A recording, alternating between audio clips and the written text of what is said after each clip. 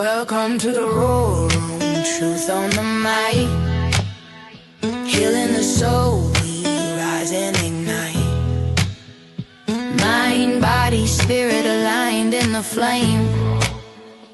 Roar Room tribe, we roar in our name.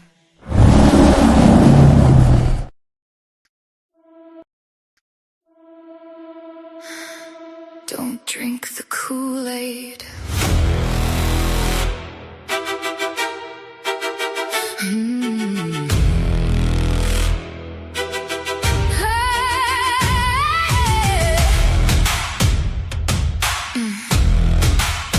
He stood upon the platform, said the world was out to kill. Painted himself a victim while he bent them to his will. Every cry of danger, every bullet in the night was another piece of theater dressed up as holy light. He said, they're coming for me, they can't stand the truth I bring. While the actors played their parts and the choir learned to sing. Fear became the prison, doubt became a sin, and every stage performance pulled the faithful deeper in. Don't drink the Kool-Aid, don't surrender your mind. Question every shepherd that demands you walk blind. When they claim they're the chosen and the only way through, take a step back and ask what they're hiding from you. Don't drink the Kool-Aid, don't hand over your soul. Some wear robes of salvation while they're chasing control. And fear is the currency and worship's the trade. Be careful who you follow. Don't drink the Kool-Aid. A shot rings through the silence, then a miracle appears. The prophet walks away untouched and everyone cheers. See, heaven has protected me, he'd proudly testify, while another chain was fastened every single time. Enemies and shadows were around every bend. A story used to separate the followers from friends. The walls kept getting higher, the questions fewer still, till the crowd forgot their freedom and surrendered to his will. Don't drink the Kool-Aid, don't surrender your mind. Question every shepherd that demands you walk blind. When they claim they're the chosen and the only way through, take a step back and ask what they're hiding from you. Don't drink the Kool-Aid, don't hand over your soul. Some wear robes of salvation while they're chasing control. When fear is the currency and worship's the trade, be careful who you follow. Don't drink the Kool-Aid. The loudest voices aren't always speaking truth. Sometimes wolves wear smiles and borrow sacred proof. A miracle repeated can become a cage of fear, till people stop believing what their own hearts hear. The warnings came in whispers, but were drowned out by the crowd. The promises grew darker while the preaching grew more loud. One step after another, the line began to fade between devotion and destruction in the plans that he had made. History keeps reminding us, though decades pass away, how easily a frightened heart can be persuaded and swayed. The lesson isn't Jones alone, it's every age anew. When someone wants your thinking done, that's your warning sign to view. Don't drink the Kool-Aid, keep your eyes open wide. Truth can stand on its own, it has nothing to hide. You don't need a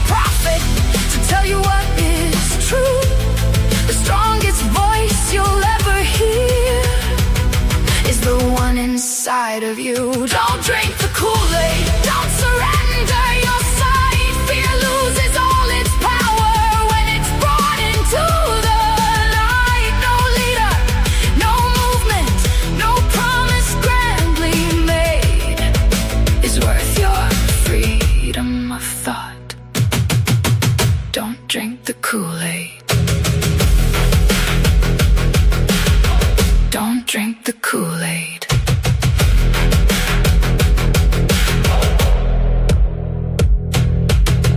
Don't drink the Kool-Aid.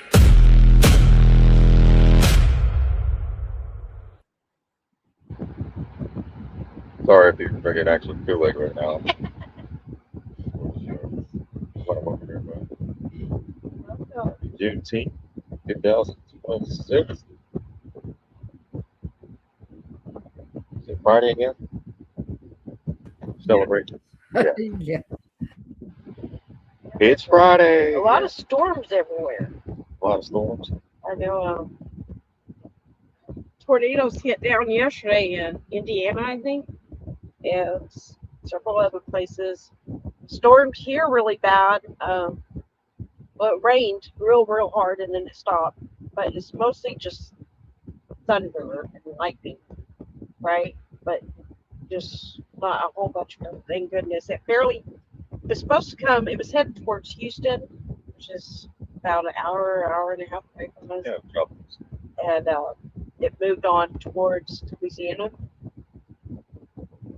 Yeah, it moved east to of us, so it went like northeast, to like Louisiana, Mississippi, Tennessee. Yeah. Tennessee was saying that they'd never seen any flood like that before. Yeah. Yeah. Weird weather, and I think it's raining pretty much everywhere. Oh no, I had to look at the radar. But yeah, so whoever, if anyone has any update of if they had any damage, tornadoes in your state or area or flooding, please let us know.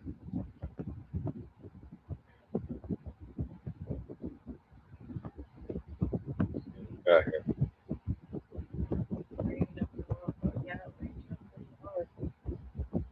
Oh wow, look at that. And it feels like it's very humid, like the sauna. It doesn't feel like it's humid. It is humid. It is humid. I went outside today and sweated my ass off. Oh yeah. Sweated a gallon of at least a couple gallons. It's good for you. It's like walking in a sauna. Have y'all ever went purposely went inside of a sauna where you put the His shorts got the water on the set out for a little bit. yeah That's what I just said. yeah look at that. Wow. Well, would you look at that? Would you look at it? That's a meme. That's funny. That means look at that. Oh, look. Yeah, look at that. Yeah, it feels like a tent over us or something. Oh, like look at this right here. God, that's funny. So is that you? Is that you I'm looking at? Look at it. Would you look at it? No, really, look. I am. This thing spun up. Look at that. Holy, that's fun. Whoa. But what's crazy is it does it all simultaneously. Look at that across multiple states. See it? Yeah. At the same time. It forms up from like Georgia all the way to Texas. The one over Texas, it's split in two. It's split. Splits right. Somebody set off It looks like a pig weather right bomb. there. Yeah, it looks like We were watching the storm chasers, and they said they were setting up the what's it called those planes that go up there. Oh, the storm chasers? The hurricane chasers? The hunters. Yeah, the hurricane hunters. Yeah, and we're like, oh, we know what that does. They're calling it Tropical Storm Arthur. Arthur. Yeah, look at all that. Would you look at it? It's That's the funniest. Look at that. That guy that does that. Yeah, and it starts to look like a pig. What's his Right name? there. Bubbles. Bubbles. That's I thought of that. Some of that could be crazy. So a lot of flooding, tornadoes as well. We're hitting earlier. Where was that? Maryland, right?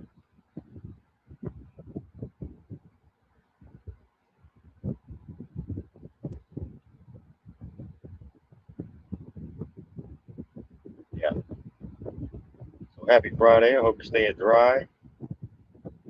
If not, your plants, if you're growing a garden, your plants get some good rain. Hopefully it's not flooding out your plants, right? We've been getting a lot of thunder here. So I've been, it reminded me of this video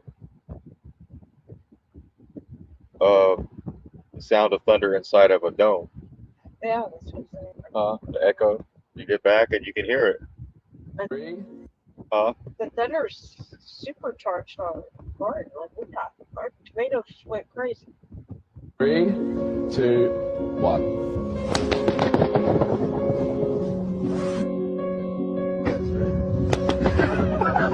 That sounds.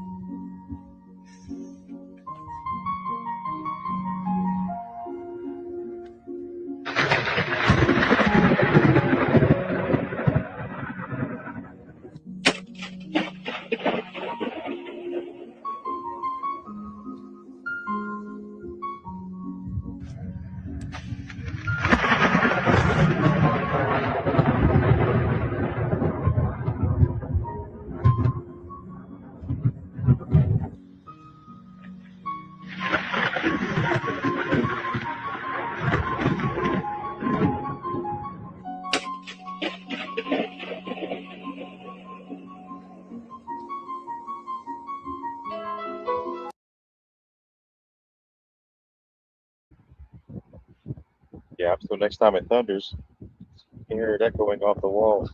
I heard it. Yeah.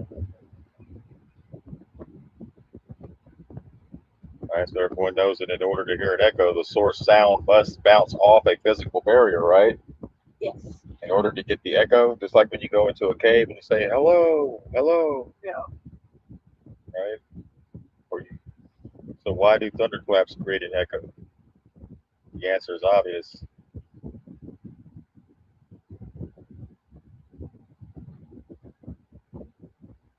Three, Get upset when you talk about it. All right, so here's the bunker fuel stuff that some of the ships use. There's a little graph, crude oil fractional distillation. I want to show you this. You see this bottom fuel down here, residue? See that? Butane That guy's name. or heavy gas oil? This is the bunker fuel right here, right? It goes into these ships. They get it for like really cheap, I forgot. right? But what that bunker fuel does is when it gets into the atmosphere and you got all these shipping lanes out to sea, and when those jet currents come through the west coast or east coast, wherever they blow all of that stuff into our atmosphere, and it has an effect on people's breathing and stuff like that. But in most another thing, it plays a big part in the weather. Like you can look at I'm gonna play a video here in a second, but you can look at this radar, the weather radar I just showed you, right here.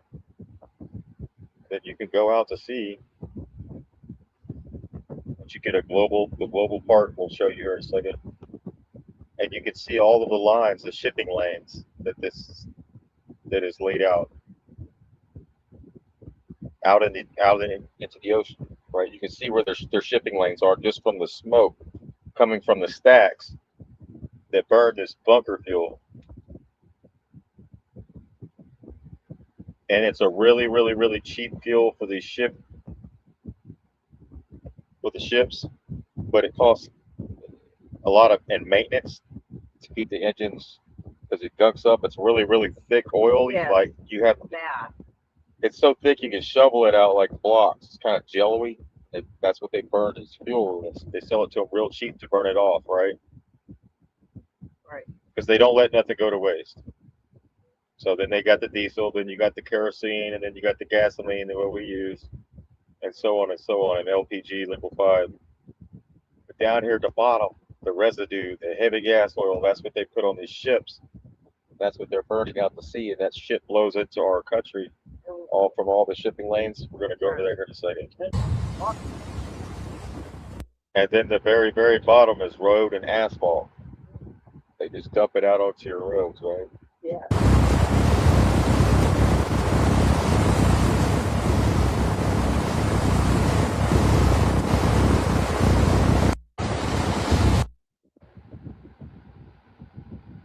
This is what the bunker fuels does to your. This is from Mike Morales' channel. This is from about. Don't pay attention to the dates. This is about 3 years ago. So he covers weather warfare, stuff like that. But this is talking about the bunker fuel operation. You see the lines once you change. This is on the 13th. Go back And then to- here on the 14th, California, let's go to the 13th. And wham, look at all these ships pop out of nowhere. I mean, we got more emissions. Guys, they're worried about the emissions thing on your car while they're burning this out to sea. You see how it shows up on the radar? Than every car on the planet going right here. Millions and millions of amounts of sulfur and nitrogen and all kinds of heavy metal particulates coming off these ships. I mean, this is just a mega operation down here. This is on the 13th. And then here on the 14th, they're all right up against the Baja coastline. And then today, they're gone. But the setup is set up now. Now we got severe weather coming. Look where all the water's coming in, exactly where the bunker fuel operation is. And watch how it changes directions. So there's adding tons and tons of heavy metal particulates from the shipping industry. It's also called cloud brightening, cloud whitening, bunker fuel. Has horrible impacts on your health. 400,000 people die each year from cardiovascular disease, lung cancer, as well as 14 million childhood asthma cases each year from these emissions from the ship. They make these storms more intensified, more lightning, and all that stuff.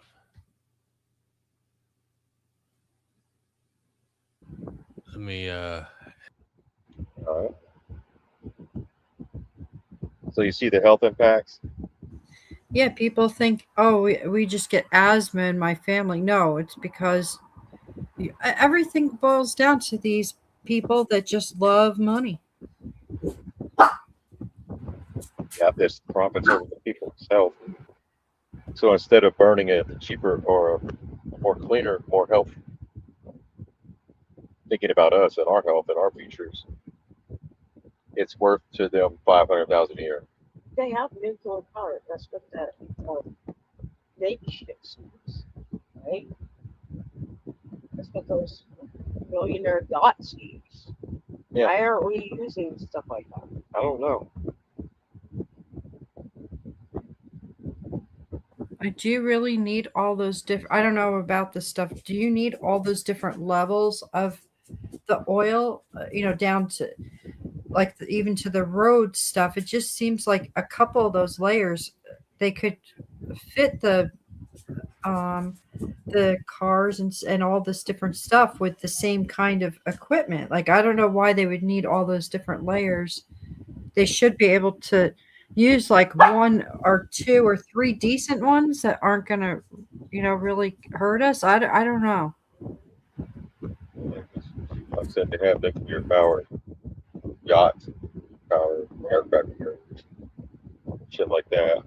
It doesn't require refueling for what 20, 30 years or more. The streets, they used to use cobblestone or Roman concrete, right? Which Yeah, the that's cobblestone's self-built. nice. Yeah, oh yeah, it's beautiful. And it's, Can't even walk on this asphalt in they the have them in summertime. other countries. Here, it just breaks up, chokes up, and potholes. It's horrible. Yeah, the animals get hot foot. You can't even walk on it barefooted. No, it's just crappy. Well, it's just a way for them to get rid of the residue, the shit that they can't get rid of, because then they'll have to pay for it. Yeah, why not? They They'll have to put pay the for it to be plastic. disposed of. They got the plastics, they got the oil. It's like, yeah, just give it to them. Like, give it to mikey, he'll eat anything. And they used to use Roman concrete, which actually self-healed. With the cracked, it self-healed. Isn't that crazy? Bad. Got about 3,500 out in Michigan. All right, let's hit a few articles and we'll get back into this stuff. So We got to look at a lot more. So I'll share this out. This is about the bunker fuels. This is a real thing. I've heard them in court. The major oil companies in court over this topic right here. Bunker fuels. You should see the videos on YouTube that they have of this stuff. Let me put this out right on the screen. Right. Here we go. So be weather aware. They're definitely bringing in the storms. Right, we're hearing lightning right now. It have been for a few days. It's been raining for days. We got a little break. It's Uh, suffering. yeah, here's the bunker fuel. This is what I was talking about. Let me see. Let's see that Yeah, that's right. right here. Y'all see This this? thick pitch black material isn't That. tar or asphalt. It's heavy That's the leftover residue from making our fuel that they can't get rid of. So they sell it to the shipping companies so they burn it. And it's cheaper for them, but it's toxic. Look at all that shit in it. It's heavy fuel oil. It's got particulates. fuel oil, the main fuel used by big cargo ships. It's a very thick liquid, hard See that? to evaporate and almost solid when cold. Yeah, look at that. They're putting that into the air. Uh. And it has an effect on the storms. The price is only 1/3 of diesel, and the supply is huge, which is why ships love using it. Heavy oil is actually the dirtiest leftover of crude oil, but when it burns, the temperature and pressure are very high, giving ship engines strong, long-lasting power. That's why large ships can travel across oceans non-stop. But there's a catch. Heavy oil is so sticky that it must be heated first to flow through the pipes. It also contains many impurities, so engineers constantly clean filters to prevent blockage. The biggest downside is heavy air pollution. If you find this interesting, The biggest downside is heavy air pollution, and I'm only going to talk about it for 2 seconds. But it's the heavy air pollution. See all that crud? subscribe for more. Yeah, so that's bunker fuel. That's what they put in the ships.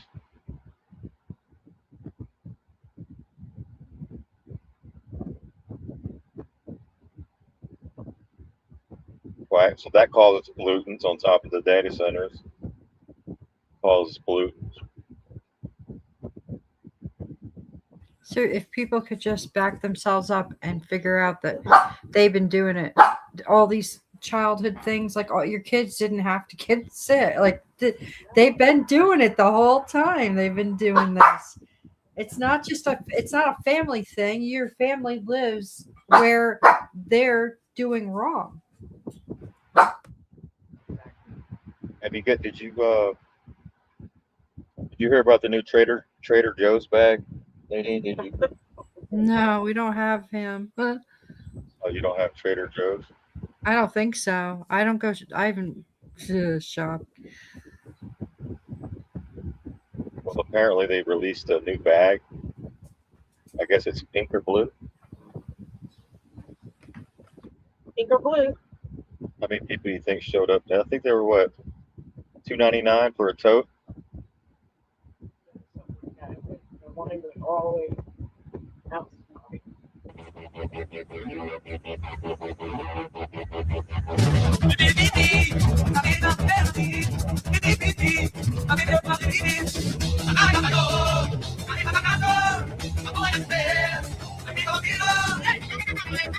Oh, we're like, this is the backside of Trader Joe's.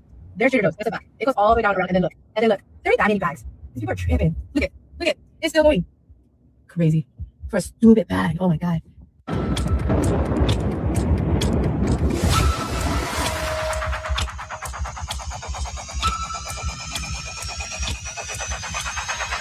Oh my gosh. You guys, it's 7 o'clock in the morning. This is all for bags at Trader Joe's. Could you believe this? No. Crazy. Insane. Or you didn't get the email? Oh my god. You didn't know? That is No. crazy. How come I wasn't in the loop?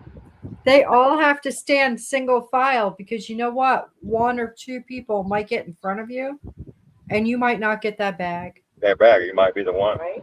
Oh yeah. These people are crazy. Damn, I feel like I'm not in the know anymore. I'm not with what's hip. All for a stupid Trader Joe's bag. The sheepdog said those bags are cute, but would you wait in a line a mile long to get them? No, no. I'd What walk are- up what to are we the doing? front of, I'd walk up to the front of the blasted line and just walk in and buy it. They're all standing around, fooling around. They're not paying any. There's going to be one person with the eagle eye, like scanning. Oh, they're going to get in front of me. Oh, I know it. I know it. And it's just walk in, be like, whatever. No, I wouldn't get it. No, it looks like jail. Oh, All the way to the corner and back. I think this is Disneyland ride. Oh. sure they're not voting or something?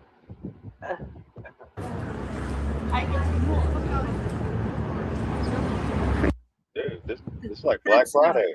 Oh, being single file like for a mile, it's just not smart. What is this? Crazy. Don't wanna be an American. American consumerism is actually so wild because what is WDYM? This was the line at every Trader Joe's store at 6 a.m. An idiot. Don't want a nation under the new media. What? This can't be real. They're probably What taking what head planet count. are we on? Why? They're taking head count to see who's going to end up in those freaking FEMA camps. They're like, yeah, we count them all. Let's see. It's going to be easy pickings. Oh man, don't say that. No. If you're following a line like that and there's Trader something Joe's. really wrong with that. Trader Joe's mini tote bag, new design, has shoppers queuing around the block. They're queuing? Good, babe. Uh-oh. There's quite a few queues and quite a There's a few queue. blocks. There's a queue drop right there. Oh, shit. They're queuing around the block. Oh, you know how many times I just rolled my eyes at you right now? Shoppers lined up around the block and waited in the heat for a $3 grocery bag. And in many cases, they still left empty-handed. Damn!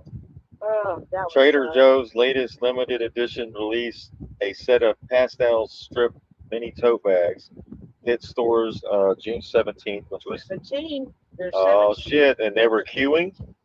And they were queuing. These are comps. These are all comps. Trader Joe might be fixing to go to get mode. He got his shot already. 12:21. Remember, Yeah, Trader Joe. remember that JFK said, Joe, why didn't you go to Trader? Yeah, JFK Jr. Nah, but Yeah, maybe there's something to that. we'll see. I just think it's something. Got to be something because don't tell me nationwide and people. And I looked it up nationwide. San Antonio, California. Blue and pink. And everybody went out to get their $3 tote bag. Great. Yeah. So you have a purchase limit. You can only get 8 of them. What? Yeah, you can only get 8 at a time. Only 8. Here's at Probably San why there was Antonio. none left. Hundreds line up for Trader Joe's tote craze in San Antonio. They should have had it. Well, I don't know. That's why some people left empty-handed. So they got in So line bottom Thursday up. morning. The line stretched 200 feet down the strip. No, that one. Oh, this one was in San Antonio. Anyways, I thought that was a little weird. Crazy.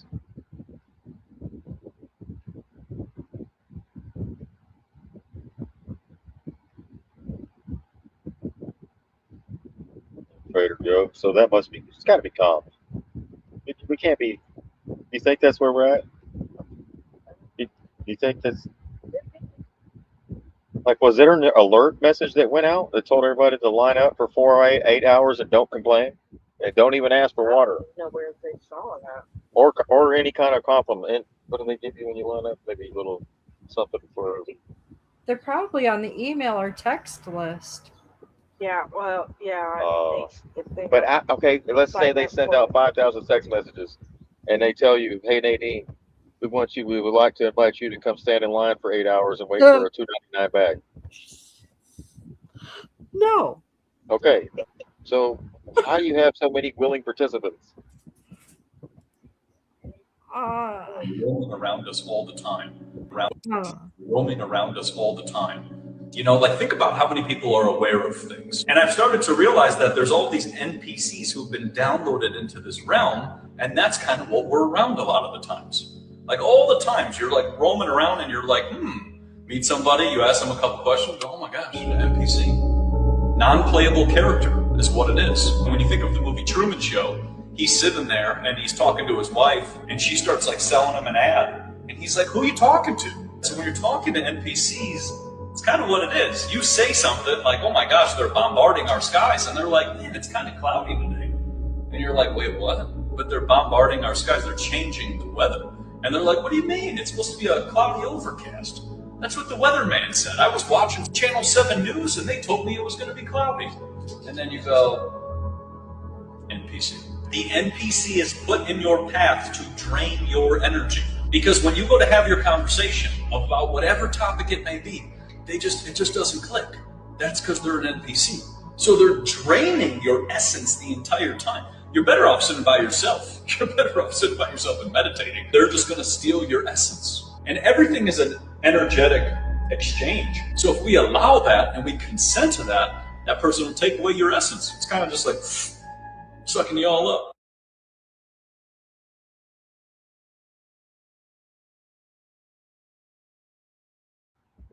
So I had that experience while I was talking about the weather to the cashier at the store. We were talking about the weather, and I was like, yeah, they're talking about it coming in, it's going to rain, and yada, yada.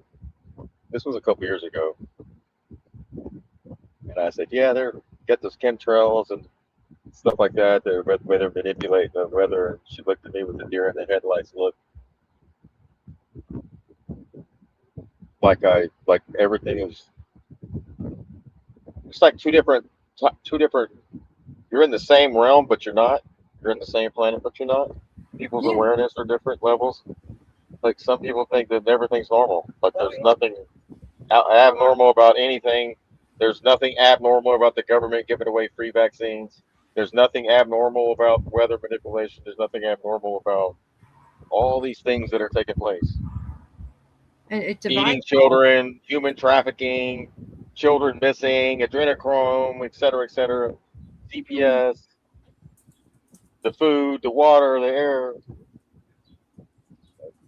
anyways, I had the conversation and she just looked at me like I was, and then that was the last time I was like, okay, I'm not gonna go to. How do I figure out it? Go all into. Well, I just said, I just brought up, look at the lines, the chemistry, just real quick conversation, but it was just almost as if I was talking Spanish and she didn't understand what I was saying. So I just left it alone and kept it going. But that's when you realize that, some people are just, not everybody's into the things that you're into, maybe. I don't know. So everybody's awareness is different. Everybody's perception is different of the world. Not we can all be looking at the same view in life, at the same scenery, and we can all describe it differently. You know what I mean? Yep. Based on your perception of the world. So we all don't see the world the same. So we got to come to that realization that we're all different. That's the only way we're going to be able to come together. Because you all don't want to be an NPC. We all have our own special gifts, special viewpoints, special everything.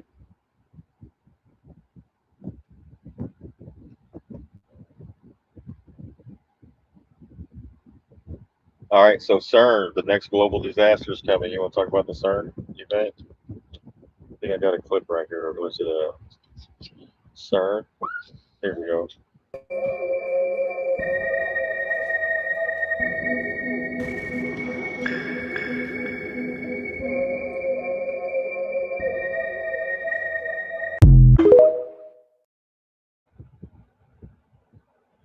Right. Oh my goodness, that was spooky like Blair Witch. Yeah, so CERN shuts down Large Hadron Collider on June 29th, 2026. That's coming up, 10 days. It'll be offline until 2030. The last such shutdown was between 2018 and 2022, and the world changed dramatically. So what do you think is going to happen this time?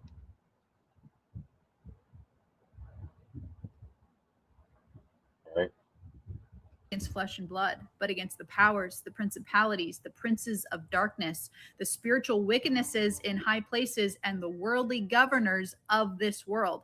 So let's take a look at what the princes of darkness and the worldly governors are up to. So CERN's Hadron Collider will be shutting down as of July of this year and will last approximately 4 years. The LS3, or Long Shutdown 3, will begin officially on June 29th. Now, why is this significant? Well, these are the dates for the last long shutdown, LS2, and I think everybody can remember what happened in between those dates. Now, the shutdown comes just coincidentally, just days before America celebrates its 250th anniversary. This also comes around the same time the UN is selecting its new Secretary General. Let's also not forget that all of this is going on at the same time that the World Cup is happening. And at the opening ceremonies, they had some very interesting things that they were showing, such as the Hollywood sign being torn in two. There was also some very interesting symbolism. Again, if you know, you know. I am not going to tell you what that symbol means. You have to look that up. And then this one, which almost looks like buildings collapsing.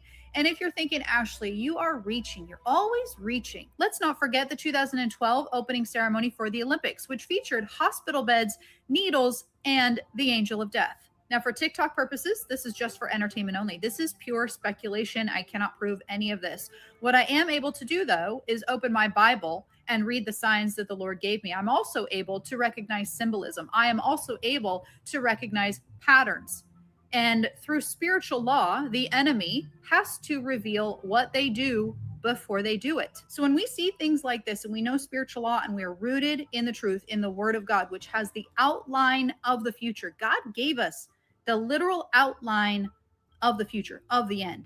He gave us signs of the end, and he said, stay watchful. He said, remember these truths. Remember what I told you. And when you see them start to play out, when you see them come to fruition in your news headlines, know that the end is near. And guess what? We are in that time right now. What happened during these years? The world changed forever. Now, again, just speculation, just my personal opinion. I believe that during this next shutdown, the world is going to change again forever. This is the pride before the fall. This is the Colosseums of Rome distracting its citizens with sport. It's also very interesting that quantum computing looks strangely similar to the Tower of Babel, and these are in every single one of the big buildings that are being built all over the country that nobody likes, that are taking up a bunch of water. Yeah, this is the European Parliament building. Listen, there is nothing new under the sun. We are watching them build the Tower of Babel 2.0 in real time. Like as we speak, the beast system of the book of Revelation is being built. Talked about this before, but I want to mention it again. This is from Stargate's official website, the government website. January 1st, 2028 is the official launch date of the most powerful AI supercomputer in the world. Now, we know that the big centers that are being built that take a lot of water, they are this. They are the anchors to the beast system. I believe, again, just speculation, personal opinion here, TikTok. I believe that January 1st, 2028 is the day that they turn on the beast system. They activate it. It is officially completed. Main project objective achieved. We all know the last time CERN shut down, the world changed forever. We also know that according to scripture, we are in the end. We are in the last few seconds of the last days. We are watching the beast system get set up.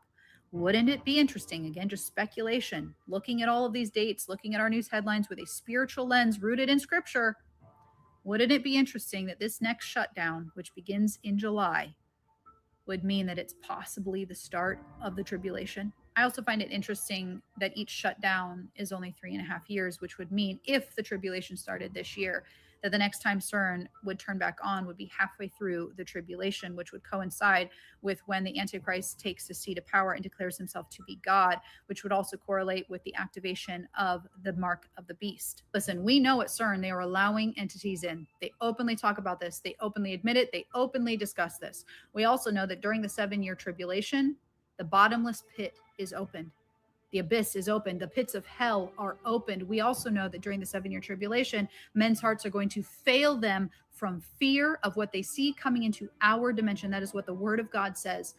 Men and women are going to be dropping dead. Their hearts are going to stop from how scared they are from what they see. I find the timeline of all of this happening right now, coincidentally with America's 250th, with the new UN Secretary General, with the World Cup, with all of this, I find it very interesting timing, to say the least. The Word of God tells us that Satan is the God of this world, that the entire world is in the control of the evil one. The Word of God tells us that our battle is not against flesh and blood. It's against the powers, the principalities, the princes of darkness, the worldly governors of this world, the spiritual wickedness in high places. Do not be deceived by this show. The worldly governors of the demonic kingdom run this show, and they masquerade as angels of light. They have no problem talking about Jesus. They have no problem mentioning God. And so many of you are bought into it. So many of you are deceived by it. If you know Christ, these are nothing but exciting times. If you know Christ as your personal Lord and Savior, if you have accepted the free gift of salvation that he offers through the blood that he shed on that cross, these are nothing but exciting times. It is an absolute honor to be alive, to be the generation, to watch this unfold, to be the generation that will see the Lord Jesus Christ return. Now, if you do not know Christ and you are stuck in your pride, I pray over this video in the name of Jesus that God will plant seeds in your heart, that you will be given ears to hear, and that during the period of time that is coming, whenever it starts, through the horror, through the terror of what you will experience, you will be given eyes to see and ears to hear, that you will realize what is happening is the wrath of God, that it is biblical prophecy coming alive, and that you will also realize, most importantly, that Jesus Christ is God in the flesh, that he came and died for you to pay for your sins. Through the belief in what he did for you on that cross, through the finished work, you can be forgiven. You can become a new creation, and you can spend eternity in heaven. He came down, became a sacrifice for your sins, to pay for your sins because he loves you, to save you from eternity in hell. And when we put our faith in that finished work, we are forgiven. We become a new creation. We are justified in the eyes of God. We are cleansed of our sin in the eyes of God, and we spend forever in heaven with God. So the last time was 2018 through 2022, right? They're going to shut it down again. Now, there was that theory that the CERN makes has a timeline, makes the timeline split, right? So could that be what's going to happen? Some will experience one thing and others not. I'm not sure. Well, that's what happened when they did it last time, isn't it? Like, Yes. Now, like, could that have happened during 9/11 too? Yeah. Right? yeah, Maybe a plane really did hit it in one timeline and not in the other. yeah, that could be. I mean, I'm just thinking if they've been doing CERN like that, have they been tampering with timelines? Just a question. You have to be able to move your mind around to consider everything Yes. right now. Yeah, because there's a lot that, we don't know about, right? Yeah. That we probably couldn't even comprehend because we don't know what all the stuff they have. Yeah. And as soon as you get like really firm on something, then something comes along and like puts the egg on your face. It's like, oh wow. Yeah. Right? Right? Erica, you know what happens when you've been in this truth game for 20 years? You stop reacting to names and you start recognizing patterns. The new people coming in today are where we were 20 years ago. They're excited. They're digging. They're connecting dots. Every new piece of information feels like a revelation. Every scandal feels like the one that's finally going to change everything. And I get it. We've all been there. But after enough years, something shifts. You start realizing the stories change, but the structures don't. The faces change. The company names change. The politicians change. The spokespersons change. The talking points change. But the pattern stays the same. That's why so many truth seekers get burned out. It's not because they stop caring. It's because they've watched the same movie so many times they already know the next scene before it happens. And a person that's been researching for 2 years is looking for individual events. A person that's been researching for 20 years is looking at cycles. That's the difference. The beginner sees an event. The veteran sees a rerun. The beginner sees a scandal. The veteran sees a familiar script with different actors. The beginner says, "Can you believe this is happening?" The veteran says, "I've seen this happen 5 times already." And that's not arrogance. That's experience. Because after long enough, you start noticing that human nature doesn't change much. Greed repeats itself. Corruption repeats itself. Fear repeats itself. Propaganda repeats itself. Division repeats itself. The methods evolve. The technology evolves. The language evolves. But the underlying mechanics stay remarkably similar. And then something funny happens. The people who first show up to debunk the truth teller often become the truth teller themselves. You probably noticed that. They arrive convinced you're wrong. They challenge everything. They argue every point. They think they're exposing you. Then they keep digging and digging and digging. And eventually they run headfirst into the same walls you hit years ago. Then one day they're standing where you once stood, trying to explain the same patterns to the next wave of newcomers. The cycle repeats again and again and again. That's why maturity matters more than information. Information is easy. Anybody can gather information. Wisdom comes from watching the information repeat itself over decades. Wisdom comes from seeing how many people react to truth. Wisdom comes from recognizing the emotional cycles, the outrage, the excitement, the certainty, the disappointment, the burnout. Then the next generation arrives and starts the process all over again.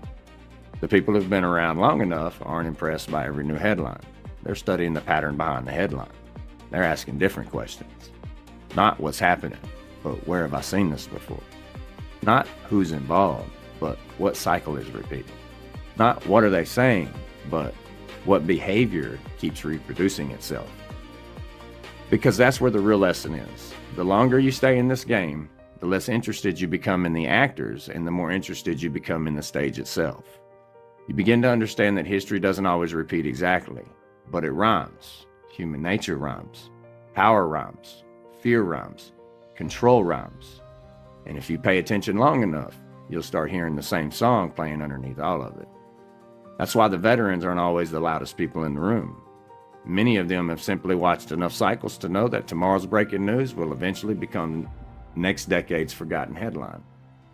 The names will change, the faces will change, the logos will change, but the patterns keep showing up. And once you learn to see the pattern, it's hard to unsee it. That's the difference between being in this for 2 years and being in this for 20 years. One is learning the facts, the other is learning the cycles. I love y'all. 903 out.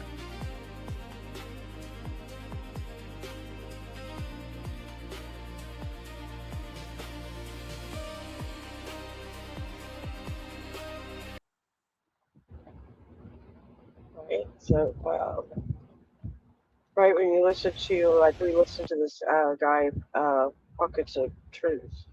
He's been doing it for over 20 years, and he just doesn't even care what anybody says anymore in his comments. He does not care. He just but he still does it every day. Every day he comes on there. Every day he does it, which I think is pretty awesome. But he recognizes all the patterns, right? He's not entertained by none of it, but he points out good stuff.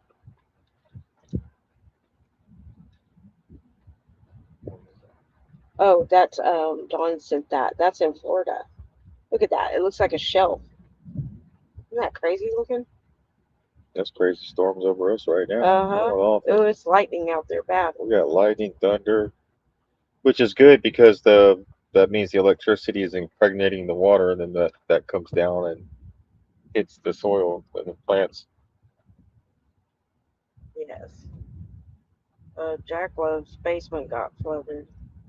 Jack Love, your basement got flooded? That's not fun. Oh my gosh.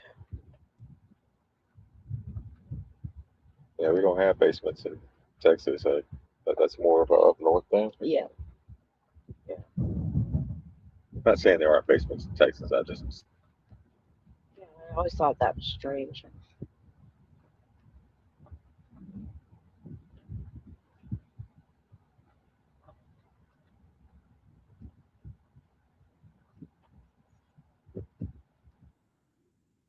All right. Oh, let me pull this off. So thank you for sending this video over here. Let me unmute it. You got sound to this? Yeah, there it is.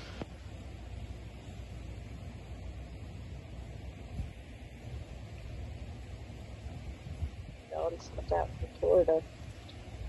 It's kind of pretty. Damn, looking, look at that. But it's strange looking too. Look at it.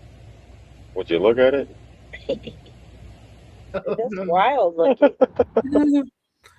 You know how many people are like, oh, that's from what's that channel? The Federation? Galactic Federation. Oh, a ship. It's a ship. It's coming. I don't know what they're doing up there, but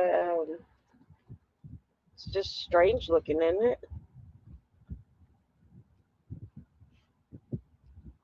Many people are waiting for the return of Christ. It's not one man who is going to return. Christ means light, and we are awaiting the return of this light. So what is happening is the sun, which is the principal Christ archetype or entity in the universe, is actually changing its frequency in order to lift our consciousness so that we can awaken from what's going on. This is why they are spraying the sky with toxic materials in chemtrails. What this does is it changes the frequency of the rays of light coming to the earth. That one of the main purposes is to prevent us from getting sun healing and sun consciousness. The sun in scripture is called the Savior, because the sun is the intellect and the consciousness of the universe. This is why people adore the sun. They adore the sun because the sun serves us with consciousness. And all the temples that have ever been made have been made to capture the light of the sun and to heal people and raise their consciousness. Yeah. Yep. That's why they've been blocking the sun. The shiny. Well, How would you look at you nice and shiny? Look at that. Look at it, just all of its splendor. Just look at it. Oh, oh. That's Mumbles. Yeah, it's pretty funny.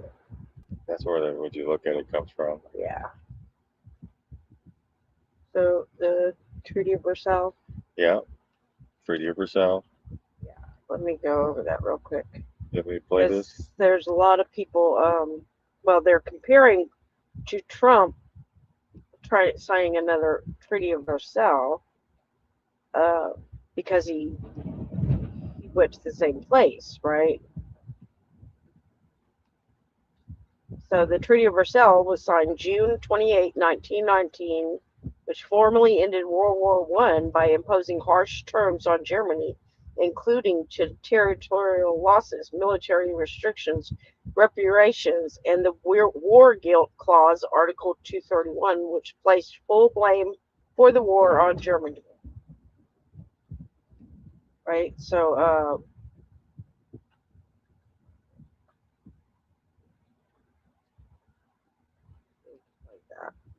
Versailles, signed on June 28, 1919, was the primary peace agreement after World War I, concluding the conflict between Germany and the Allied powers.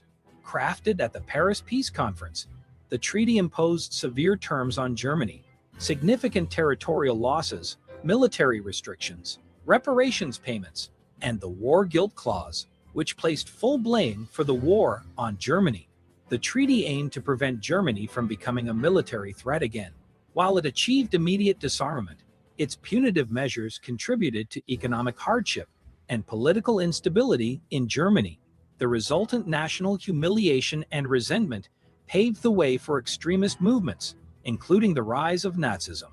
Many historians argue that the Treaty of Versailles' harsh conditions indirectly set the stage for World War II. So the signing took place at the same location, right?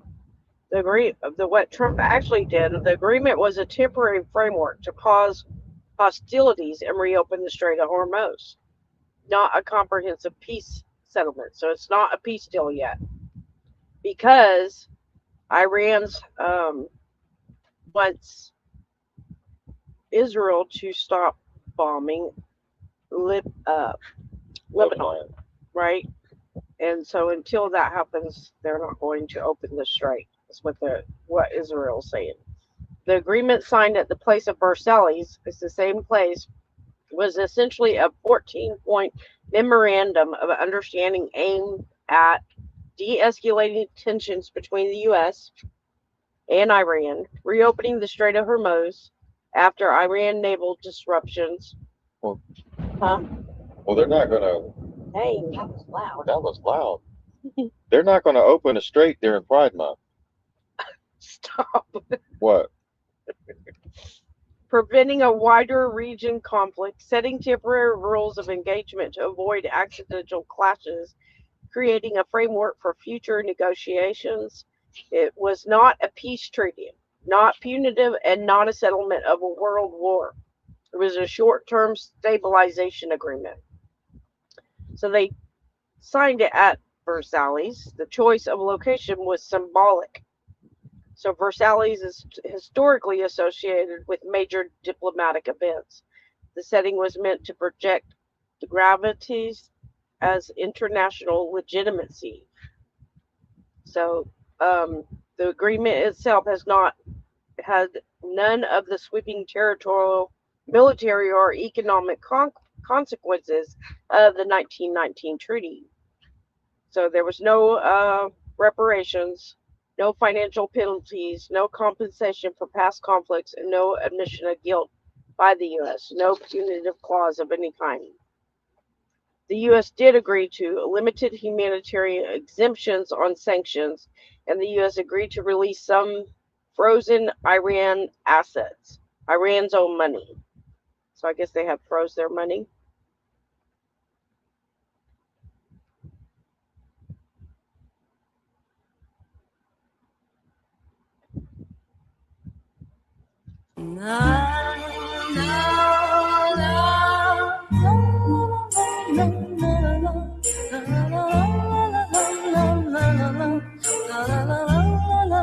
What is that, a copyright video?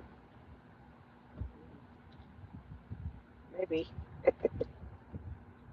So yeah, they're trying to compare it to, but it's not quite the same.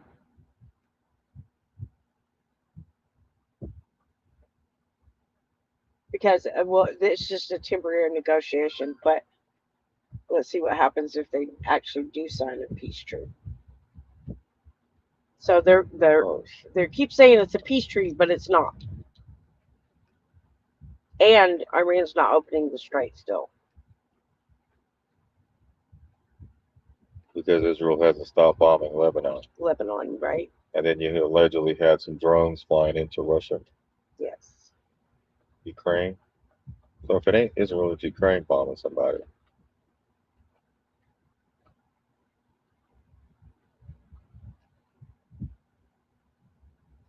So what happened during the Treaty of Versailles was that it destabilized the economy, right? And that's what rose Hitler into power, is because of that treaty right there.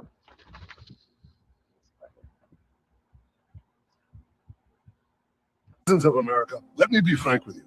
Right now, you're all up in arms about your military merging with Israel. You think that this cooperation initiative will somehow allow Israel to, let's say, remote control your F-35 or sneak its way into your critical infrastructure that will get into your communications, your banks, your databases, maybe even your air traffic control systems. But I'll let you in on a little secret. We already did that.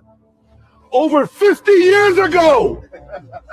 We took your most advanced technologies, whether it be Intel, Microsoft, TSMC, ASML, Qualcomm, and what we did was we outsourced them, we hacked them. Basically, we built a Trojan horse with your tax dollars and sold it back to you. But the funniest part to me, personally, is that your ruling oligarchs already know we Israelis are in every single nook and cranny of your critical infrastructure, top to bottom. But they are too afraid to admit it, because then you might wonder, what good are your $100 billion a year intelligence agencies? It's actually the biggest espionage scandal in the history of the world, if you think about it.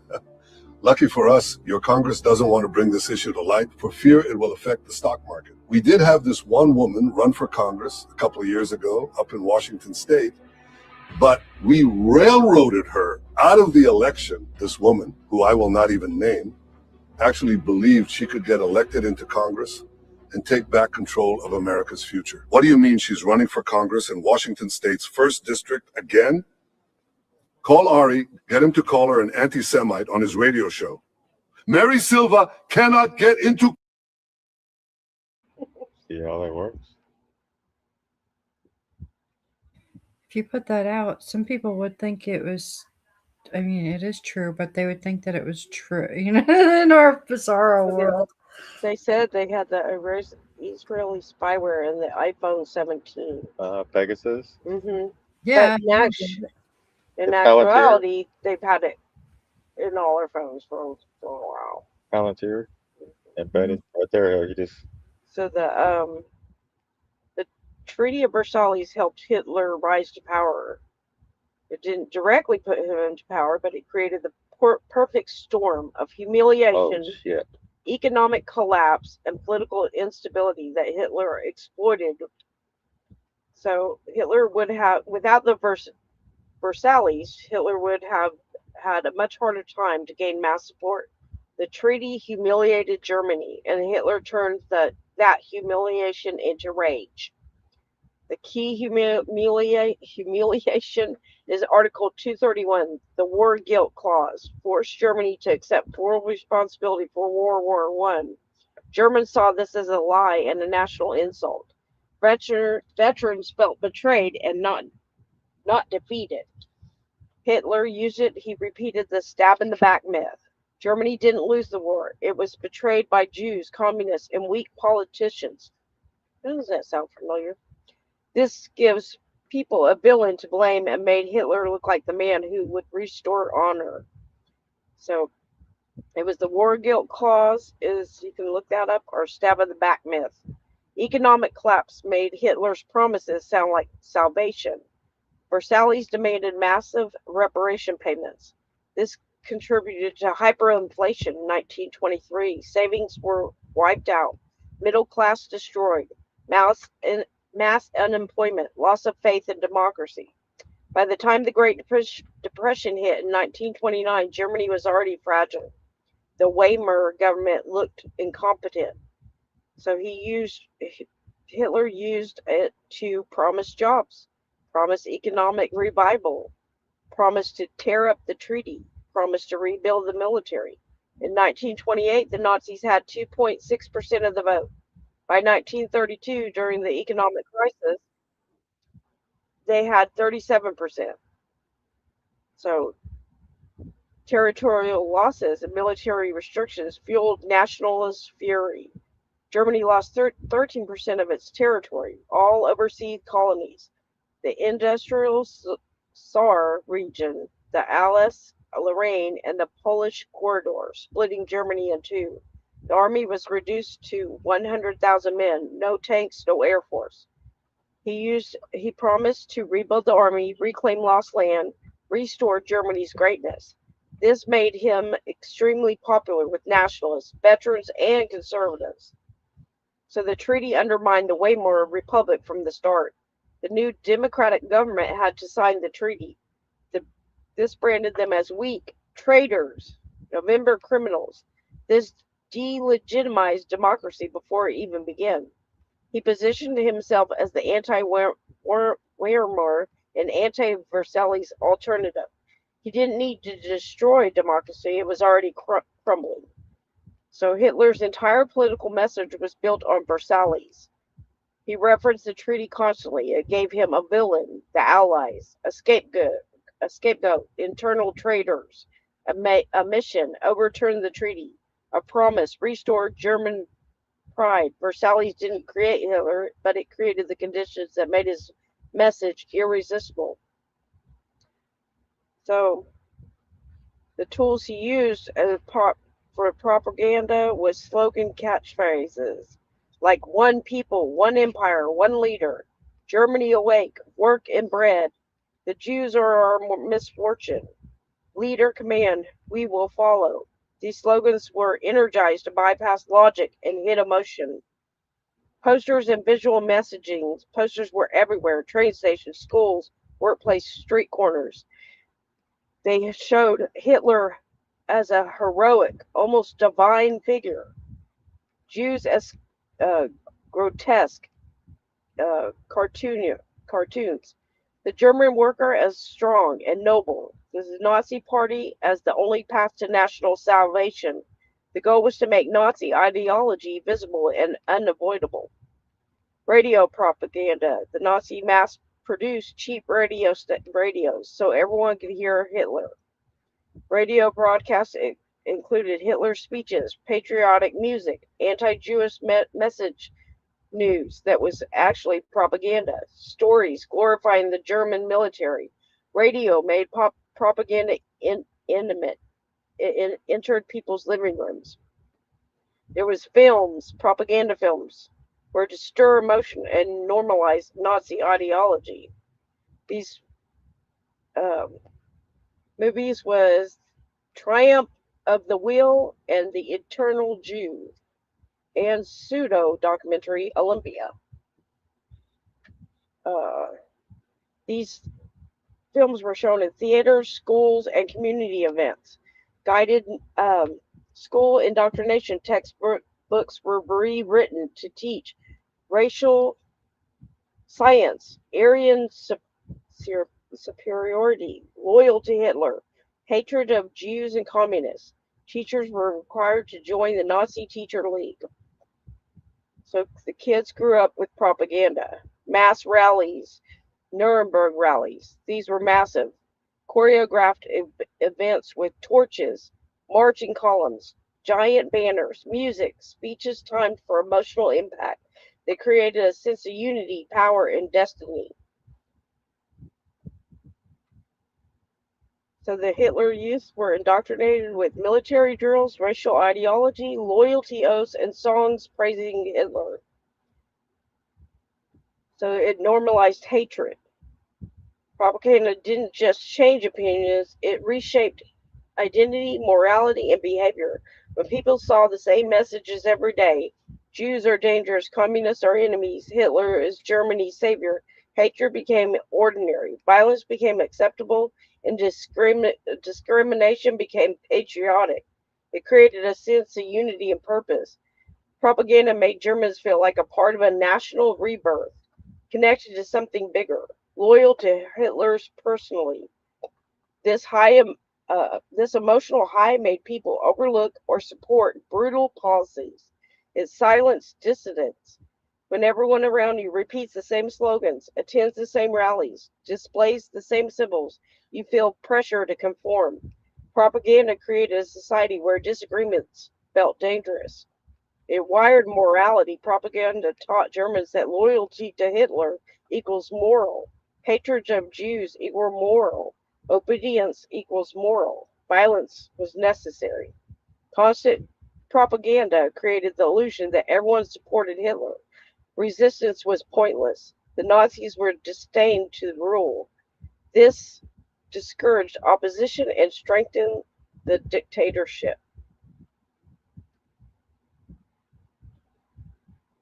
And what I was going to bring up is the Hitler, the Jews they're talking about. Oh, he also did fake assassinations. The regime declared a state of emergency. They used the Reichstag fire as a political weapon. The burning of Reichstag in 1933 was immediately framed as a violent attack on the nation. The regime used this event to declare a state of emergency, suspend civil liberties, arrest political opponents, and expand police powers. Doesn't that sound kind of like what they've been doing? The event became a political performance, presented as proof that enemies were trying to destroy the government. Framed the Night of the Long Knives as defensive strike. In 1934, the regime carried out a series of executions targeting internal rivals. The killings were justified by claiming a violent plot was underway. The leadership acted to prevent an attack. The state was in danger. The narrative was crafted to portray the regime as heroically stopped a threat, even though the supposed plot was never even proven. Announced discovered plots to justify repression. Throughout the 1930s, the government regularly publicized foiled conspiracies, arrests of alleged plotters, claims of danger to national leadership. These announcements served to maintain fear, reinforce loyalty, and justify surveillance and arrest. Does that sound familiar? The regime used the idea of assassination threats as a political tool, even when evidence was thin or exaggerated. They turned real attempts into propaganda. When genuine attempts on Hitler's life did occur, especially during the war, the regime used them to portray the leader as protected and destined, rally public support, intensify crackdowns on dissent. Even authentic events were transformed into political theater, built a culture of constant danger. This state cultivated the belief that enemies were everywhere. The leadership was under constant threat. Extraordinary measures were necessary. We need that ballroom. This atmosphere made the population more willing to accept harsher laws, expand police authority, and eliminate all political opponents. Look, after 9/11, what happened? Right? We lost all our rights. Patriot Act. So the Jews they're talking about isn't the ones we think about, that we're accustomed to. The Nazi regime divine of Jews was rooted entirely in racial ideology, not religion, culture, or personal identity. So the core principle, Jewish as a race, the Nazis believed Jewish identity was biological. Under this system, the stage targeted people based on ancestry, not belief or behavior. A person could be atheist, Christian, or non-participating and still be labeled a Jew. Jewish identity was determined by grandparents, not self-identification. Even full assimilation into German society offered no protection.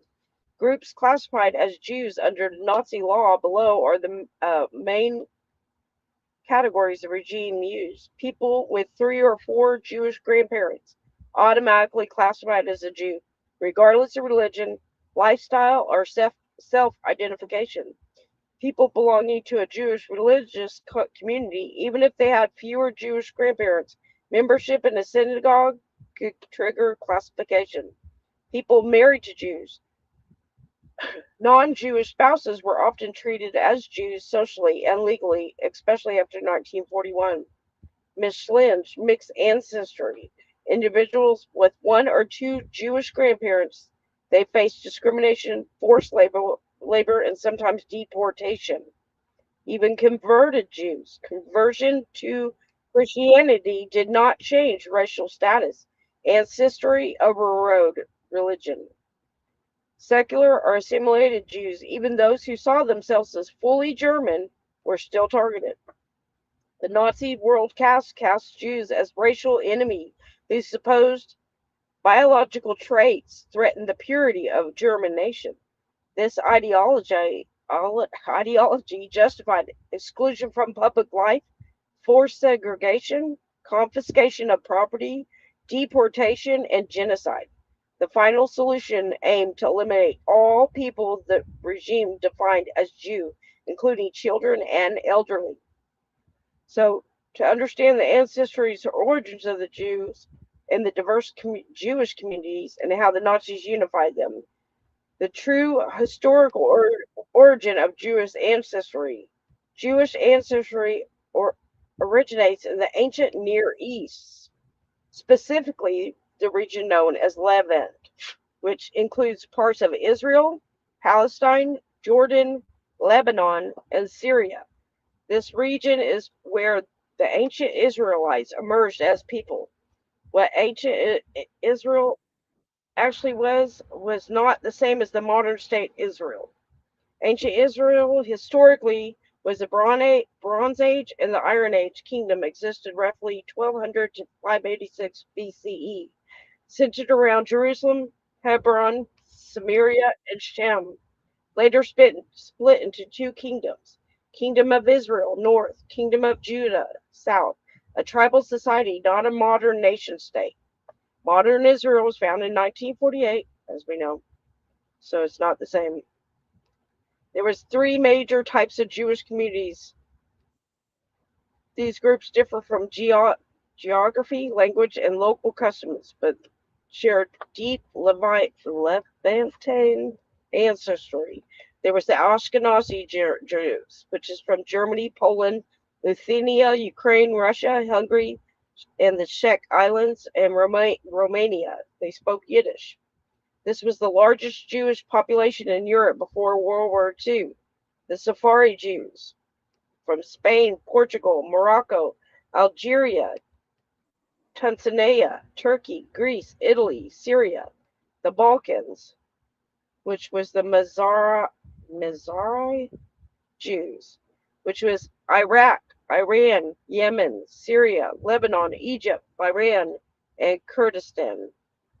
They spoke Judeo-Arabic.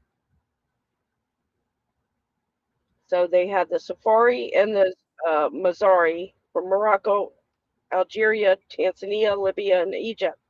Romanian Jews from Greece, Albania, Turkey, and the Italian Jews, right, from Italy.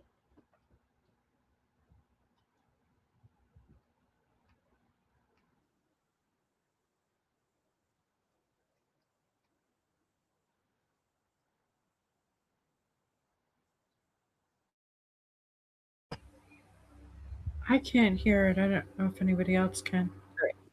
Oh, go ahead. Continue. No, go ahead. No, go ahead. I gotta fix it. Anyway, so they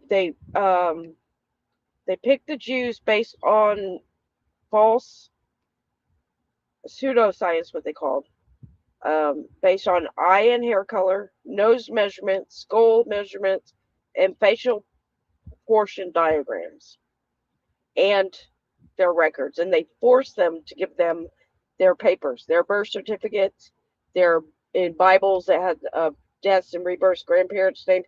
They forced them to give them that so they can identify them if they were a Jew from any of those, which they believe are the real Israelites, according to science and DNA. Okay. And they're over there bombing Libya. Yeah. A lot of the Israelites are over there. And Can you hear that? Hmm? Can you hear that? yes. Yeah, you're fine now. Okay.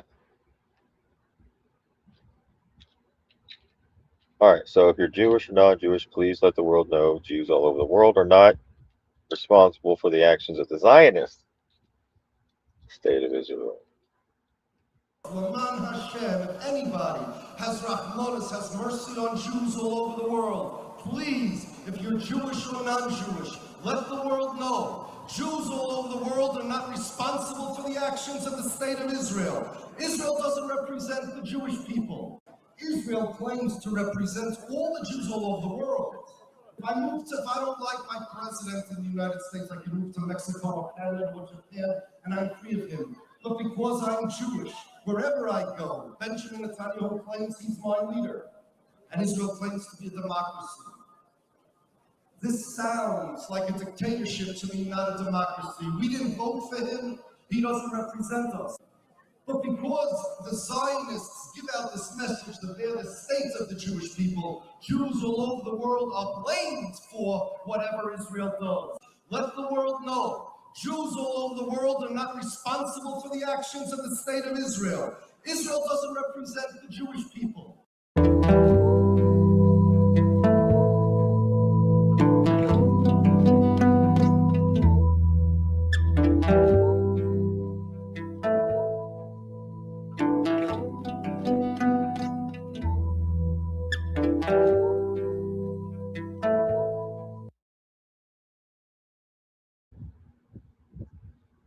There you go, Nadine.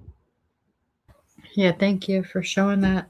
So a few people in the chat said that they live in where was that? Trader Joe's Yeah. in Tennessee. Uh-huh. Yeah, that where theirs didn't have anything. Oh, it did. Like no lines like that. So I don't know. Really, really strange.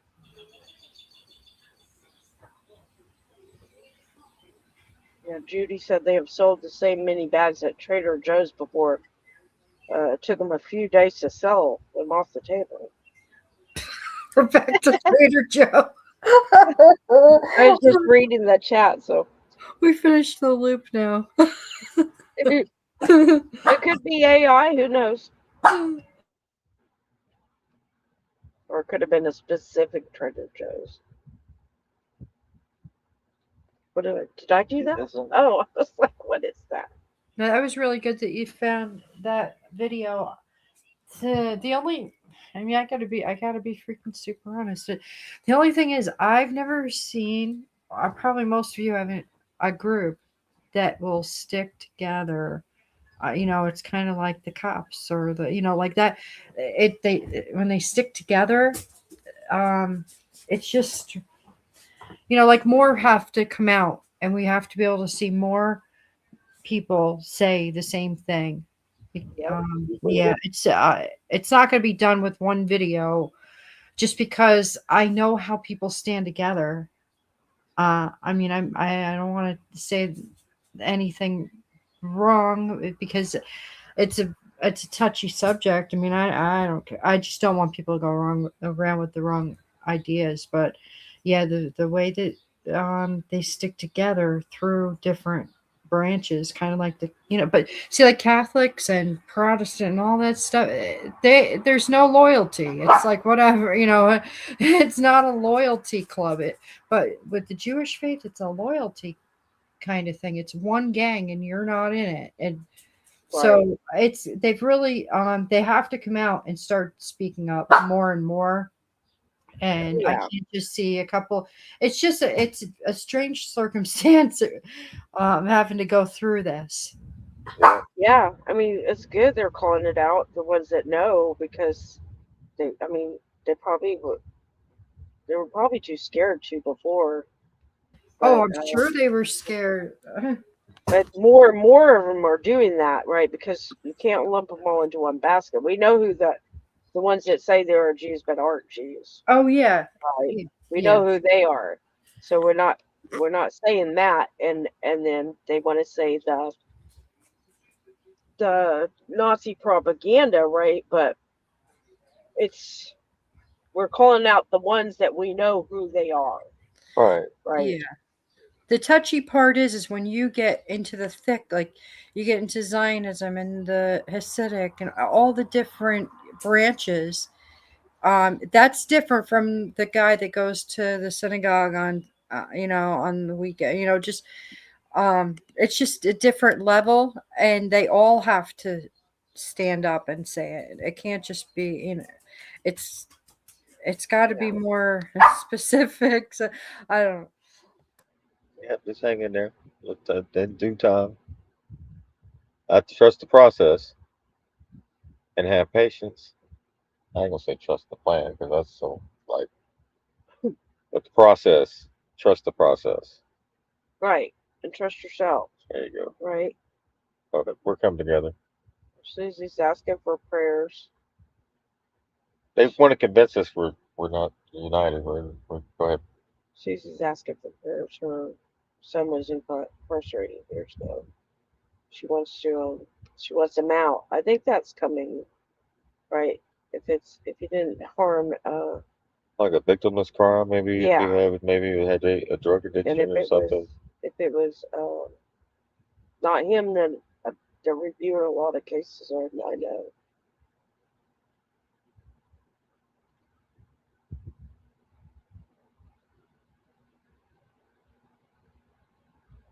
Yeah, there's millions of Americans incarcerated right now for victimless crimes. But they found cocaine at the White House and nobody got arrested. What is that? What message does that send to prisoners that are sitting in the walls that have been given years behind behind bars for maybe an addiction, and their lives were thrown away, weren't even considered because of a what 92 crime bill? Mm-hmm.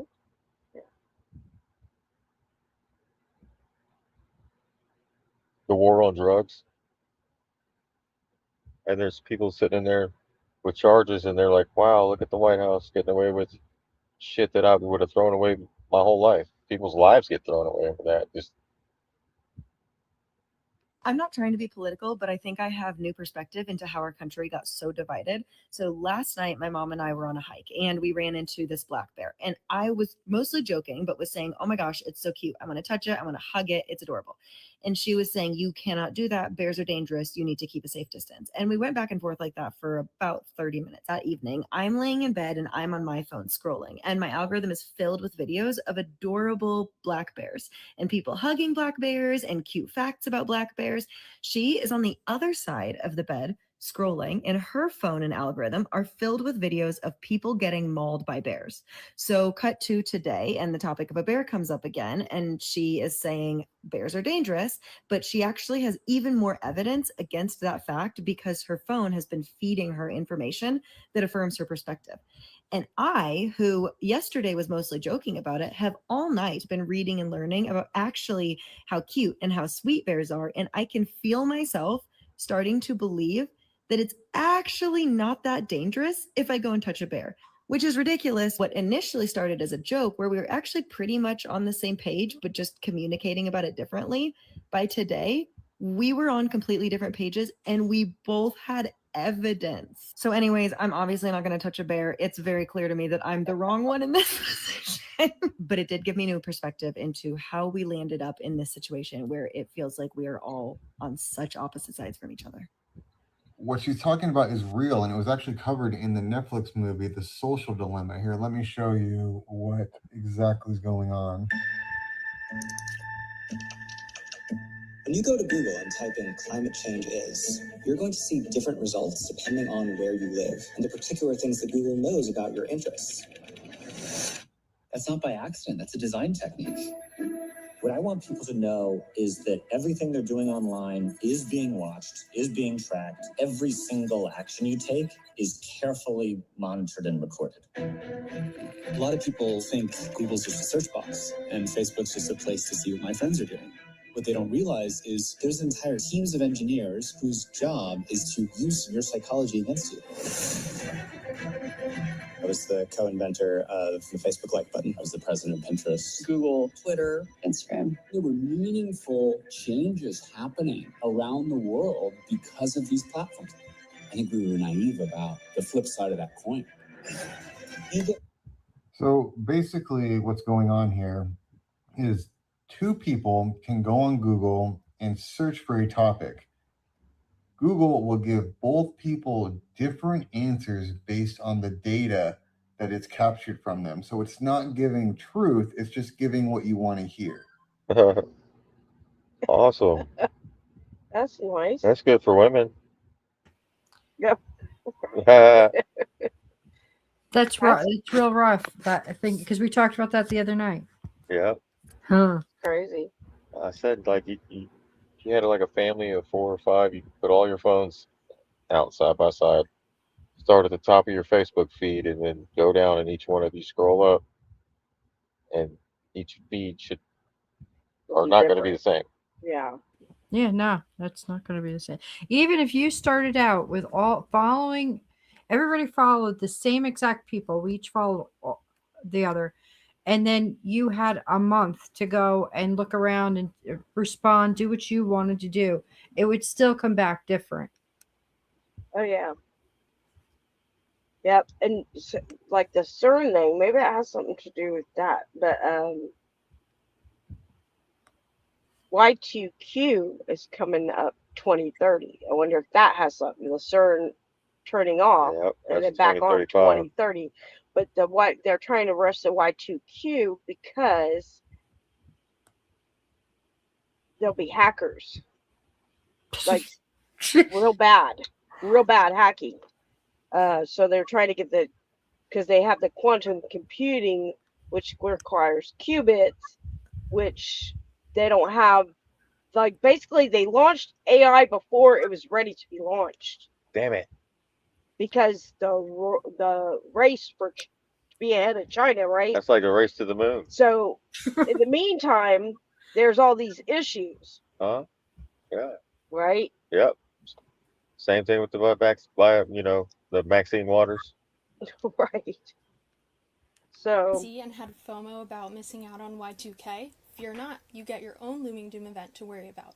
It's powered by quantum computers, and it's called Q-Day. To get why Q-Day matters, you first need a bit of intuition for what quantum computing actually is. A classical computer solves problems by flipping lots of tiny switches called bits, which take on a value of either 0 or 1. You can think about each bit like a coin lying flat. At any moment, it's either heads or tails, 0 or 1, and the computer tests possible answers by flipping those coins through different patterns one after another. A quantum computer is not just a faster version of that, it's a different kind of machine altogether. It uses quantum bits or qubits, which are more like coins spinning in the air. While they spin, they're in a real mix of heads and tails at the same time, similar to how a qubit can be 0 and 1 simultaneously. That both at once state is called superposition, and it's what gives a quantum computer an exponentially larger number of states to work over at once, as shown in orange, meaning it can hold and process far more possible answers to a problem in parallel than a classical computer, shown in green. And that turns out to matter a lot for how we protect data today. Cryptography is the math that keeps your data private. A big piece of it, called public key encryption, which is what protects things like secure email, HTTPS, and crypto wallets, uses math that's easy to do in one direction but effectively impossible to undo without a secret key. There's a quantum algorithm called Shor's that can, in principle, break the specific one-way math public key encryption relies on a powerful enough quantum computer. That threshold, the moment a quantum computer becomes capable of running Shor's at scale, is what's known as Q-Day. But Q-Day's impact actually starts before it even arrives. In a strategy called Harvest Now, Decrypt Later, Well-resourced attackers like nation-states record encrypted traffic today, even though they can't read it yet. They're betting that future quantum hardware will catch up so they can later decrypt years of sensitive records like financial contracts, government cables, and medical records, all at once. To prepare for Q-Day, the security world has started rolling out post-quantum cryptography, new algorithms based on math that quantum computers are known to not be good at. Estimates from researchers and risk agencies for when Q-Day will arrive range widely, with many clustering somewhere in the 2030s to 2040s. PQC would protect future encrypted data that hasn't been copied yet, which is why governments and regulators have set deadlines to complete their migrations by around 2029 to 2035, knowing the transition is a years-long process. We're still a meaningful distance away from the hardware that makes Q-Day possible. Physical qubits are so noisy and error-prone that they can't reliably run Shor's algorithm yet. So you first need logical qubits, where many physical qubits are combined and error-corrected to act like one stable qubit. The gap between current quantum machines and a large error-corrected machine with enough logical qubits for Shor's is still significant. And that gap is the critical window, because by the time it closes, data should be Q-Day ready. Well, there you go. And then I forgot to say that. If you're Gen Z and Yeah. It's a good thing. So that's Q-Day, qubit, cube. So we go from binary to quantum. Right? They got us in binary thinking right now, left versus right. True or false. A or B. Left versus right, red or blue. There's multiple different options going into the future. It's not even in a two-party system. I think we'll be moving forward to be more than two parties. Everything's it's gonna be multiple options instead of just A or B. Yes. Now you'll have multiple choice. I always did better with that. When in doubt, Charlie out.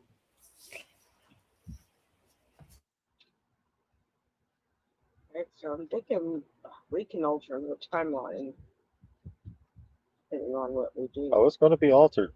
Whether we like it or not, something. We better come together before 2030. I would trust Pee Wee Herman sitting behind me at a movie theater while on a date with O.J. Simpson, drinking at Bill Cosby's bar using Flint, Michigan ice cubes, making a movie with Alec Baldwin, all while Casey Anthony babysat for me using Caitlyn Jenner's breast milk, than for me to ever trust a single narrative on the mainstream media. I would trust... Did y'all get that? That's good. Was that too much? No, I mean, I think- maybe with the breast milk, but other than Caitlyn that, Jenner's breast milk. it was good up until What?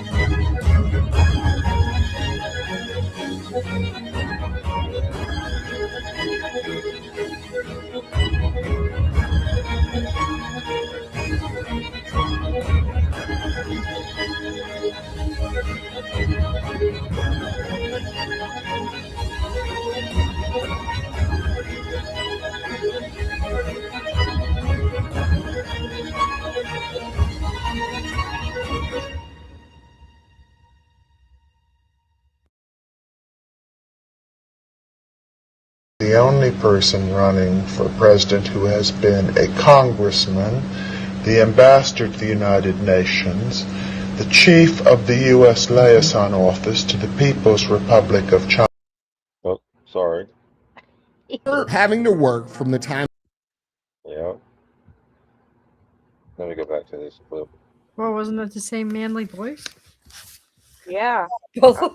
How did we not hear that? I don't know. I really don't know. Gosh, like, Maybe maybe we're really, really innocent, good people. maybe Like, they don't did change the voice, maybe altered the tone, maybe. I don't know. Yeah, I got more alien videos. his UFO. middle finger. Huh? Oh my gosh. His middle finger. UFO over my house. Oh shit, that's Hezbollah. He's got one finger up. We watched a guy last night that he was filming. Where was he? That saw that blue orb. Uh-huh. There was a blue orb right between the trees. Remember? Yeah. Yeah. No, there's the people are catching things like that. It was strange. It looked like almost like a ghost, but it was like kind of transparent looking, but it was blue, like really blue, and it moved. It moved around the tree lines. It was crazy looking. They were like, screw you, we're not stopping there, guys. You're not crazy. I You don't heard want about- digital ID? Like, I what? heard about you people. Like, yeah. So you want me to land so your flock cameras can track me? I'll pass. Right. A hard pass on. Hard pass. We'll stay up here in the sky.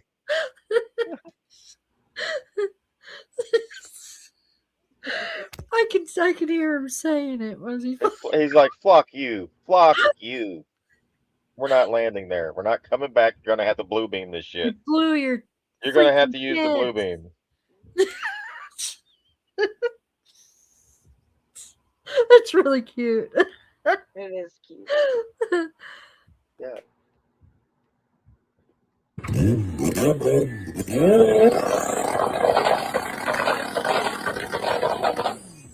1 minute, 37 seconds later. Y'all heard that? Watch this. This is the flock cameras can do. Listen to this. Just revving his motor up. He has these sensors and cameras all around his neighborhood. Watch this. You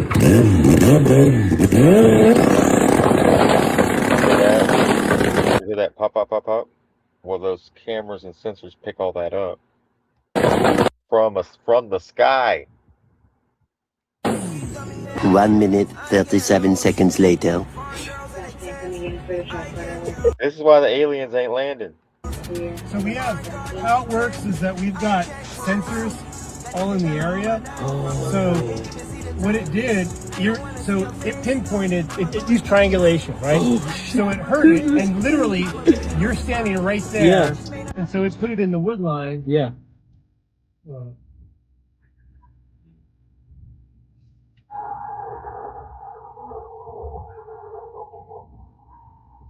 So it was, so it goes to a computer in the sky, and then they flag, they're supposed to alert us within 60 seconds of receiving it. So they get it, and then it's like this one, it flagged it as a rifle, high capacity, full auto. Damn. So yeah, that's what it was. Y'all see that? Send 4 on? He told you it goes to something in the sky. And then they flag, they're supposed to alert us within 60 seconds of receiving it. It was, so it goes to a computer in the sky. It goes to a computer in the sky. What? Yeah, isn't that crazy? So there's a computer in the sky? Yeah. Skynet. Holy. Or the Golden Dome, I don't know. And it sent a signal back. It said you farted way too loudly. Then they flag, they're supposed to alert us within 60 seconds. 60 seconds of when he did this noise.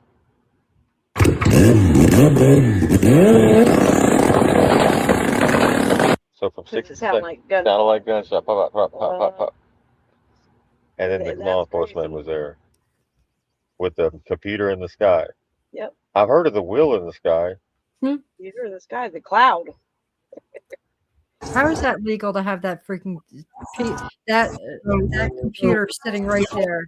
How is that? How is that legal for these guys? And what a bunch of hypocrites! Yeah, I know. What a bunch of They say hypocrites! you can't have your phone right near the steering wheel, whatever. Right, but they have theirs right there. Do as I say, not as I do, because I said so. Really? Yeah. Oh, your time's gonna come. I'm sure there's a song Put your about political that. insight to work without. Yeah. Sorry, I know. This is a bad.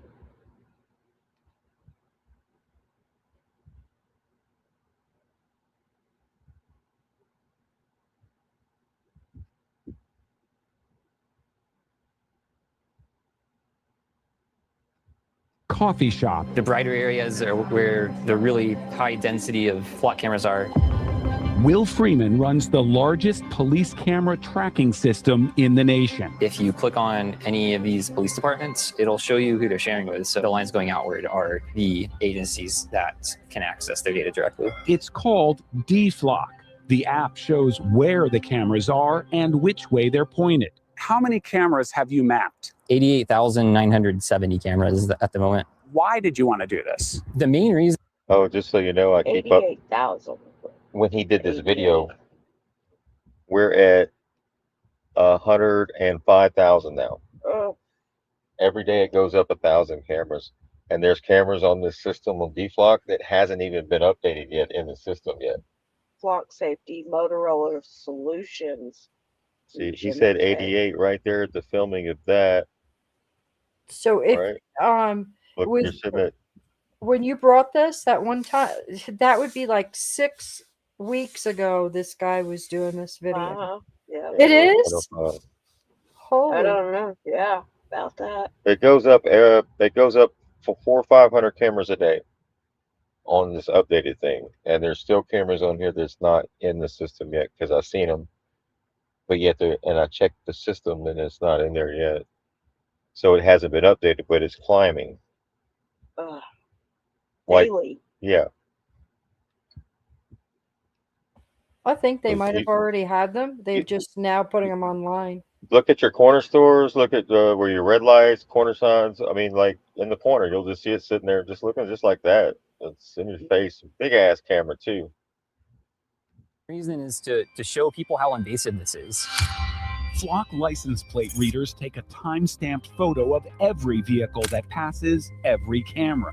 Police can search your historical travel information for 30 days. This creates a searchable database of everyone, not just the suspects of crime. Security researcher Ben Jordan. And it's like if you were to build a graph of that sheet, and plot it to a map, now it's as if you've had a GPS on your car for an entire month. By your own publications, 700,000 crimes a year are solved with Flock. Flock Safety Chief Communications Officer Josh Thomas. Reported crimes in America, yeah. So there's a lot more that probably are being helped that aren't being reported. But yes, we have about 700,000 crimes that we are aware of that are being solved in part with evidence that's derived from a Flock safety device. In order for that historical data to be of investigative value, you have to track every car for 30 days. Again, I would challenge you on the word track. Tracking the whole of your movements is very different than knowing that you passed by one specific camera, 24 specific cameras. Those are different things. And then the examples of tracking that vehicle from location to location to location. But Flock's own webinars talk about its license plate reader's ability to track vehicles and people. And we were able to track him all the way over to another state in Kentucky. And you're able to track your suspect's movements. You're saying Flock does not track people, correct? Track people, that's right. And the whole of their movements, like you asked, we're not tracking people. But what do the Condor cameras do? They literally are designed to track a person, aren't they? Not to track a person, no. This is a Flock camera known as a Condor. Unlike the Falcon license plate reader camera, you'll notice this does track the movements of people. Whether or not it was designed to specifically track a person, you can see right now, in real time, no matter which way I move, the camera moves with me. And this video is sent right back to the police department to alert you when it sees human movement. And it will actually acquire and track that person as they walk or people. When I walked down the path and I moved, the camera followed me. There's an object detection feature that you can set up. It's called Guardian mode, that allows the camera to just know if there's movement from a person in the screen. It is not tracking where you're going to go, where you're going to leave, or you're going to start and stop. These started popping up weeks after hearing Flock say these only record license plates. They don't take pictures of people. That security researcher, Ben Jordan, found the same Condor camera streaming openly online. No password required. And they quite literally use AI to zoom in and follow you around, whether you're a person of interest or not. At one point, I think we had found over 70 cameras. I watched a man leave his house in the morning in New York. I watched a woman jogging alone on a forest trail in Georgia. And I was able to read the CEO's statement about having never been hacked in front of a camera and then access that footage later. If a person were able to gain physical access to the device leased to the city, which is illegal, they still would not be able to gain access to the footage, as the data is only stored for a very limited time duration on the device following its transmission to the cloud. This wasn't the dark web. This was openly streaming to anyone who could go on a specific search engine and scan open ports. Was that an accident? Yes, Verizon sent us the wrong SIM cards that had a public IP address. We have a lot of sensors in the world that don't have that. Roughly 60, 70 devices had a public-facing IP address. Second we learned about it, we fixed it. What if a police officer uses flock cameras to stalk their ex? What if an abusive partner uses it to stalk their ex-girlfriend and her new boyfriend? It's already happened. Police officer was arrested, accused of misusing the system to track someone. There have been multiple incidents where police officers, even a police chief, were arrested for using LPR cameras and specifically Flock to stalk or harass their exes. It's a horrible use of the technology. Tools aren't designed to do that. This is why we built an audit log, and we work with the appropriate democratically elected governing bodies to hold those people accountable. You have to consider human nature when you implement things like this. No one's perfect. People are going to abuse it. Back in that Boulder coffee shop, Let's see, direct route 4 cameras, and that's just to go 1.7 miles. Will Freeman added a special feature to DFlock. It also allows you to route around these things. Yeah, it goes from 5 minutes to 14 minutes, but it avoids all the cameras. And there's an epidemic, as we all know, of mass killings in America. And if there's an opportunity to stop that, I want to be on the side of the people who are fighting to stop those things, not the people who are fighting to stop the proliferation of technology to stop crime. Actual that guy needs to be taken. Somebody has to take that guy for a ride. Somebody has to take that guy for a ride. That guy, that guy. Well, he's saying that it could be used for minutes good, to 14 right? minutes. Oh, But he is it can double also talking use- the whole shitting thing. It's going to be a different story if he gets pulled over. If it's helping more than it's hurting. It's for your safety. He's one of those guys. He bends the laws for himself. Like that's that guy. Oh, I mean, it could be if they're, but it could not be too. Like he said, people misuse technology. And then what they'll do is when they see you driving, when the community goes a certain way or goes around it, or traffic goes that way, they'll just put a camera on that road right there. That's all they'll do. But it avoids all the Really cameras. creepy. And there's This is really creepy. That Yeah, it they're is. zooming in on you. But think about it. He said Guardian, right? And Trump said Space Force and the Guardians, right? What do you think space is? Cyberspace. Yeah. We'll see. I mean, like Sabrina Wallace said, they can remote use drones with just a headset on, right?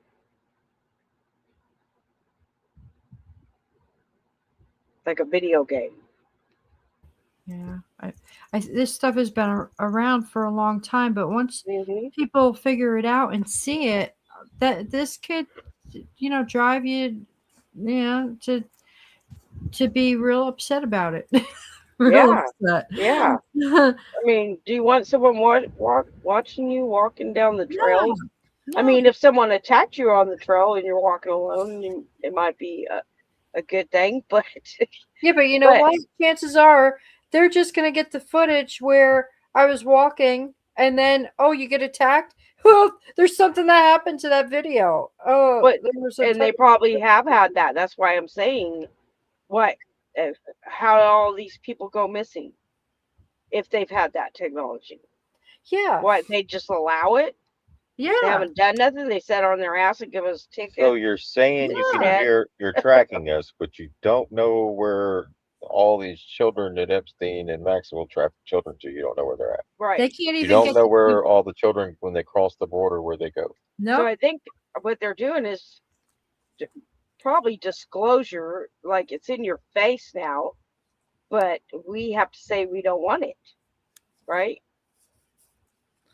What is this guy doing? Oh, he's powered by the fans. Yeah. Or he's charging something with the fans, charging his. I don't know. Yeah, they're using the see the wheel, the spinning of the blades on the fans. They're charging the It's a reverse battery, right? Yeah. Why don't they just see how those wheels are spinning down there? See how they look like fans? Yeah. Why don't you put the alternator down there? Those wheels are spinning already. You don't need the wind. Right. See what I'm saying? You're not This supposed is to give your. This is idiot. They think we're stupid. You're giving your $1 They million. put the alternator on the roof until we figure it out. We Yeah, put you the got- alternator at each hub. Put each alternator. See how it has 4 of them right there to charge the battery? Just put those coming from the hub spinning, from the battery pushing it, and it'll charge it. It'll never have to charge again. Somebody's gonna steal that idea from you. No, they wouldn't do that. They'll die first. And it's not my idea. But why did they take the alternator out of the battery powered car? Exactly. They got an alternator in my car to charge my battery. Why did you take it out? They were drinking Bud Light when they thought of this. Why did you take the alternator to charge the battery out of the car? Oh, so I have to refuel. That's it. To keep the cycle going, the continuous loop of idiocracy, where we keep doing the same thing, expecting a different result. They want you hooked up to the grid. They don't want you coming off the grid. They don't want you to be able to drive from here to wherever you want to go without having to refuel. No. They want to give you 300 or 400 miles a gallon, and that's it, or charge. That's it. Those cars are useless without the fuel, and they're useless without electricity, and they know it. But once you wake up and realize how you can create your own fuel and charge your own many batteries. People are doing that, getting creative. Yeah, look, like you Especially wouldn't. those off-grid people. They come up with some good ones on. You can watch that on YouTube. Yeah, like look at this guy. Yep, you're talking about car parts. He doesn't need car parts.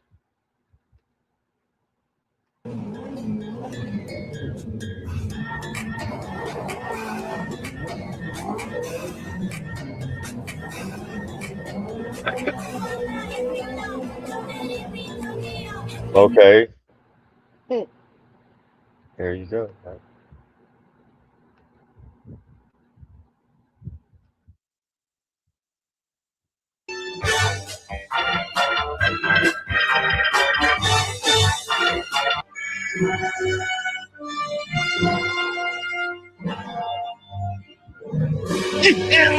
Ladies and gentlemen, I have.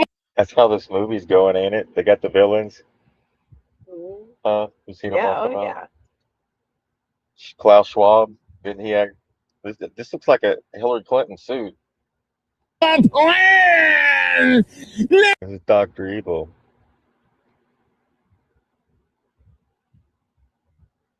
Yeah. Anyways. Anything else we got? Just the corruption in Albania. They're still protesting over there.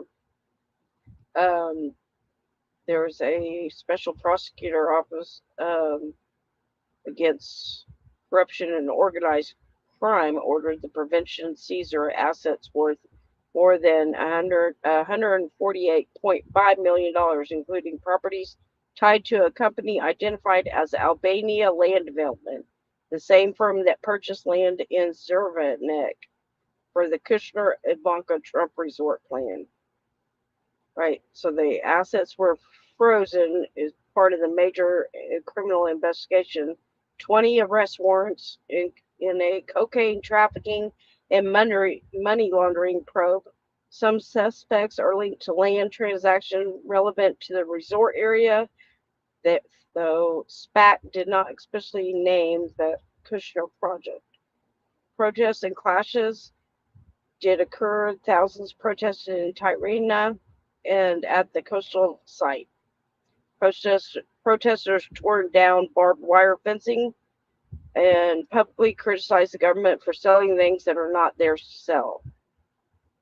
The Prime Minister, Eddie Rama, continues to defend the project and repeatedly says the investment will continue and that the funds are legitimate, despite the ongoing investigation and protests. There you So go. they're not happy about Kushner and Ivanka's resort and bunker there. All right. And Trump said he does admit he's manipulating the stock market with fake news. Yeah. He said it right here in this The clip. president can manipulate the stock. He's manipulating the stock market with the news. Remember, I was telling you the market was going up, down, up, down, back, forth, up, down. People didn't know what to do. Head spinning. The mosh pit lady. That's it. Now watch this. So the one thing I didn't want to see is I didn't want to see economic catastrophe. If you kept this going, that could have happened. But all I know is every time we talked about the possibility of peace, the stock market shot up like a rocket ship. It never went down. They didn't like it. The people, you know, the stock market is more brilliant than anybody there is, including the people on the stage, other than me, of course. Let's see. I don't know. What do you think, Scott? Is the stock market more brilliant than you? No, sir. Oh, that's a terrible statement. All right. The stock market is quite brilliant. And every time we said something amazing, like we're going to settle, it would go up. And every time we said something negative, like, guess what? We're not going to be able to settle, it would go down very big, Peter. Very, very big. Tells you something. So the one thing I didn't want to see is I didn't want to see. It tells you something. Yeah. So what he says determines what the stock market's going to do. Right. So that tells you a lot. And he also didn't want to see Economic catastrophe. economic catastrophe because He they were. didn't want to see that. Huh? He didn't want to see that, huh? No. It's not happening right now. Right. I mean, we go into hyperinflation and then the Great Depression, I guess. Well, we're in a recession right now, or something to that. Yeah, effect. They say even the strip clubs are empty. Yeah. She was. No, that's what I'm just saying. I don't know anybody that goes to the strip clubs, but I seen a video where the guy knows that the other chicks that are, what they call them, midnight ballerinas. Oh my God. Yeah, he said they're not making any money. Yeah, that's how he knew that we were in a recession. Yep. Midnight ballerina. Nobody's making it rain anymore. Oh my goodness. Right. Except for the government. I think my cheeks are red. Which is good, a good thing, I guess. Yeah. Right. They don't need to be doing that anyway. That's not a way to make money. Right now. No. Degrading It doesn't make and- you feel good. It doesn't make you feel No. good at all. You can lie to yourself. And they usually get hooked on drugs and all sorts of stuff. So it's not good. It's not a good thing for young women to get into. They think it's quick money and it's. It hurts you more than. Mm-hmm. No. All right, we're coming up on the summer solstice on the 21st. That's what, Sunday? Is it Sunday? Yeah, Sunday night, Sunday. Okay. So we'll be back tomorrow night. There's another show before the solstice, and we'll be talking about that along with other news right? Other than that, Have a Yes. good night, everybody. June 21st is the summer solstice. yeah, June 21st. Yeah. So Y'all ain't ready for this one. The analemma is proof that the sun is local and that we are not. see how it makes an 8? The Yeah. sun and the moon make an 8. That's why you get the 88. People want to say that's some kind of white supremacy thing, but that's I think the numbers are 1488. They forget the 14. That's some other shit. 88, sun and the moon. Spinning or hurtling around the sun. Here's what's really happening. If you take a photo of the sun at the same time and the same location every single day for a year, you'll notice this figure 8 shape. You'll see it smaller at the top and much larger at the bottom. Larger at the bottom of summer. Now let me tell you why that is. So the sun is much smaller and closer than we've been taught. Every year the sun's journey from tropic to tropic, solstice to solstice, is what's responsible for the length and character of days, nights, and seasons. That's why areas near the equator, right, this is the true equator, experience almost a year-round summer, while the higher and southern latitudes experience much more different seasons, including winters. But we're told it's the Earth's axial tilt and elliptical orbit around the sun. Just think for yourself for a moment. Do you really think that this nonsense is responsible for creating this? They tell us their fake spinning water marble is closest to the sun in January, 91,400,000 miles away, when it's actually winter in most areas of the world. And then in July, it's furthest from the sun, 94,500,000 miles away, when it's actually summer throughout much of the Earth.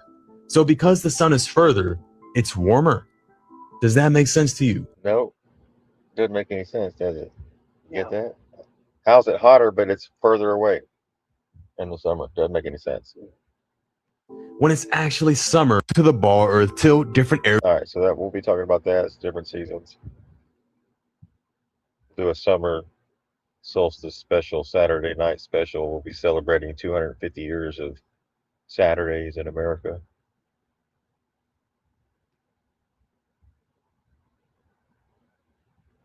And we'll see y'all tomorrow night. Thank you for your support. SheepdogsBest.com. Good night, everybody. Still have the raffle too. Oh, yeah. Good night, everyone. Love and Thank you light. for joining us. Yeah. Stay weather aware. A lot of storms still coming through.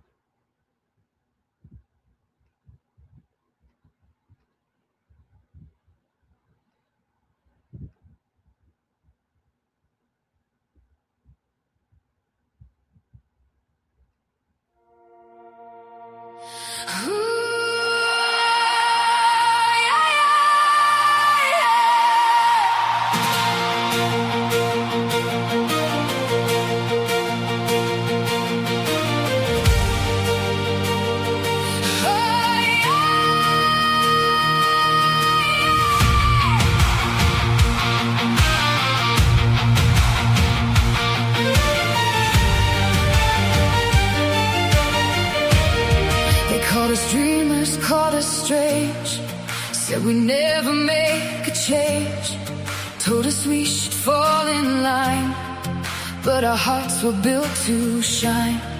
While they slept, we searched for more, found the keys behind the door, past the limits they designed, we discovered our own mind. We don't walk the beaten road, we don't carry someone else's load. A fire burns, we can't deny, a spark that reaches for the sky. We're the ones who rise, the ones who see beyond the chains they place on me. With every step and every flame, we rewrite the rules of the game. As above and so below, what we plant is what will grow. From within our spirits glow, and that's the power that we know.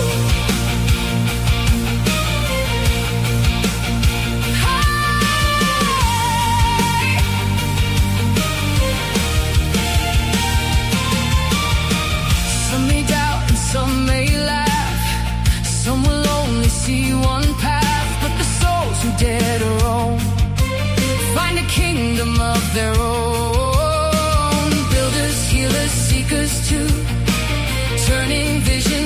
to truth. Every scar and every fight helped us learn to find the light. We don't fear the unknown night. We're the ones who chase the light. What they call crazy, we call free. Becoming all we're meant to be. We're the ones who rise, the ones who see beyond the chains they place on me. With every step and every flame, we rewrite the rules of the game. As above and so below, what we plant is what will grow. From within our spirits glow, and that's the power that we know.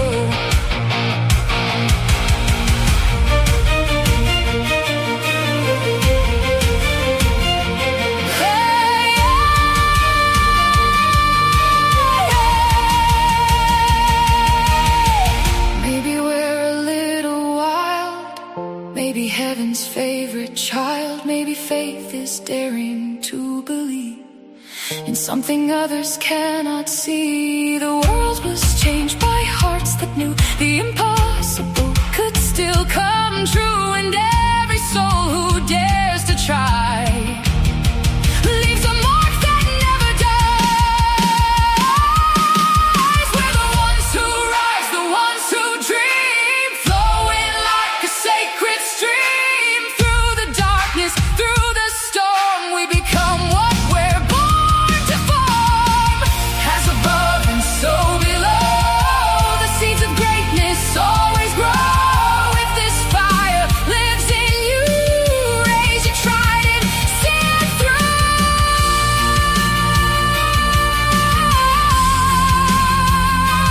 They call us different, called us odd. They called us different, called us odd. Yet we kept on moving toward the stars. For the ones who dare believe and try are the ones who teach the world to fly.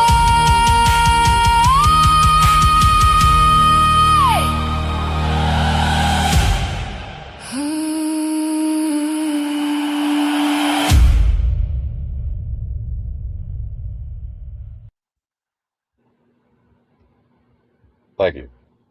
Thank you very much.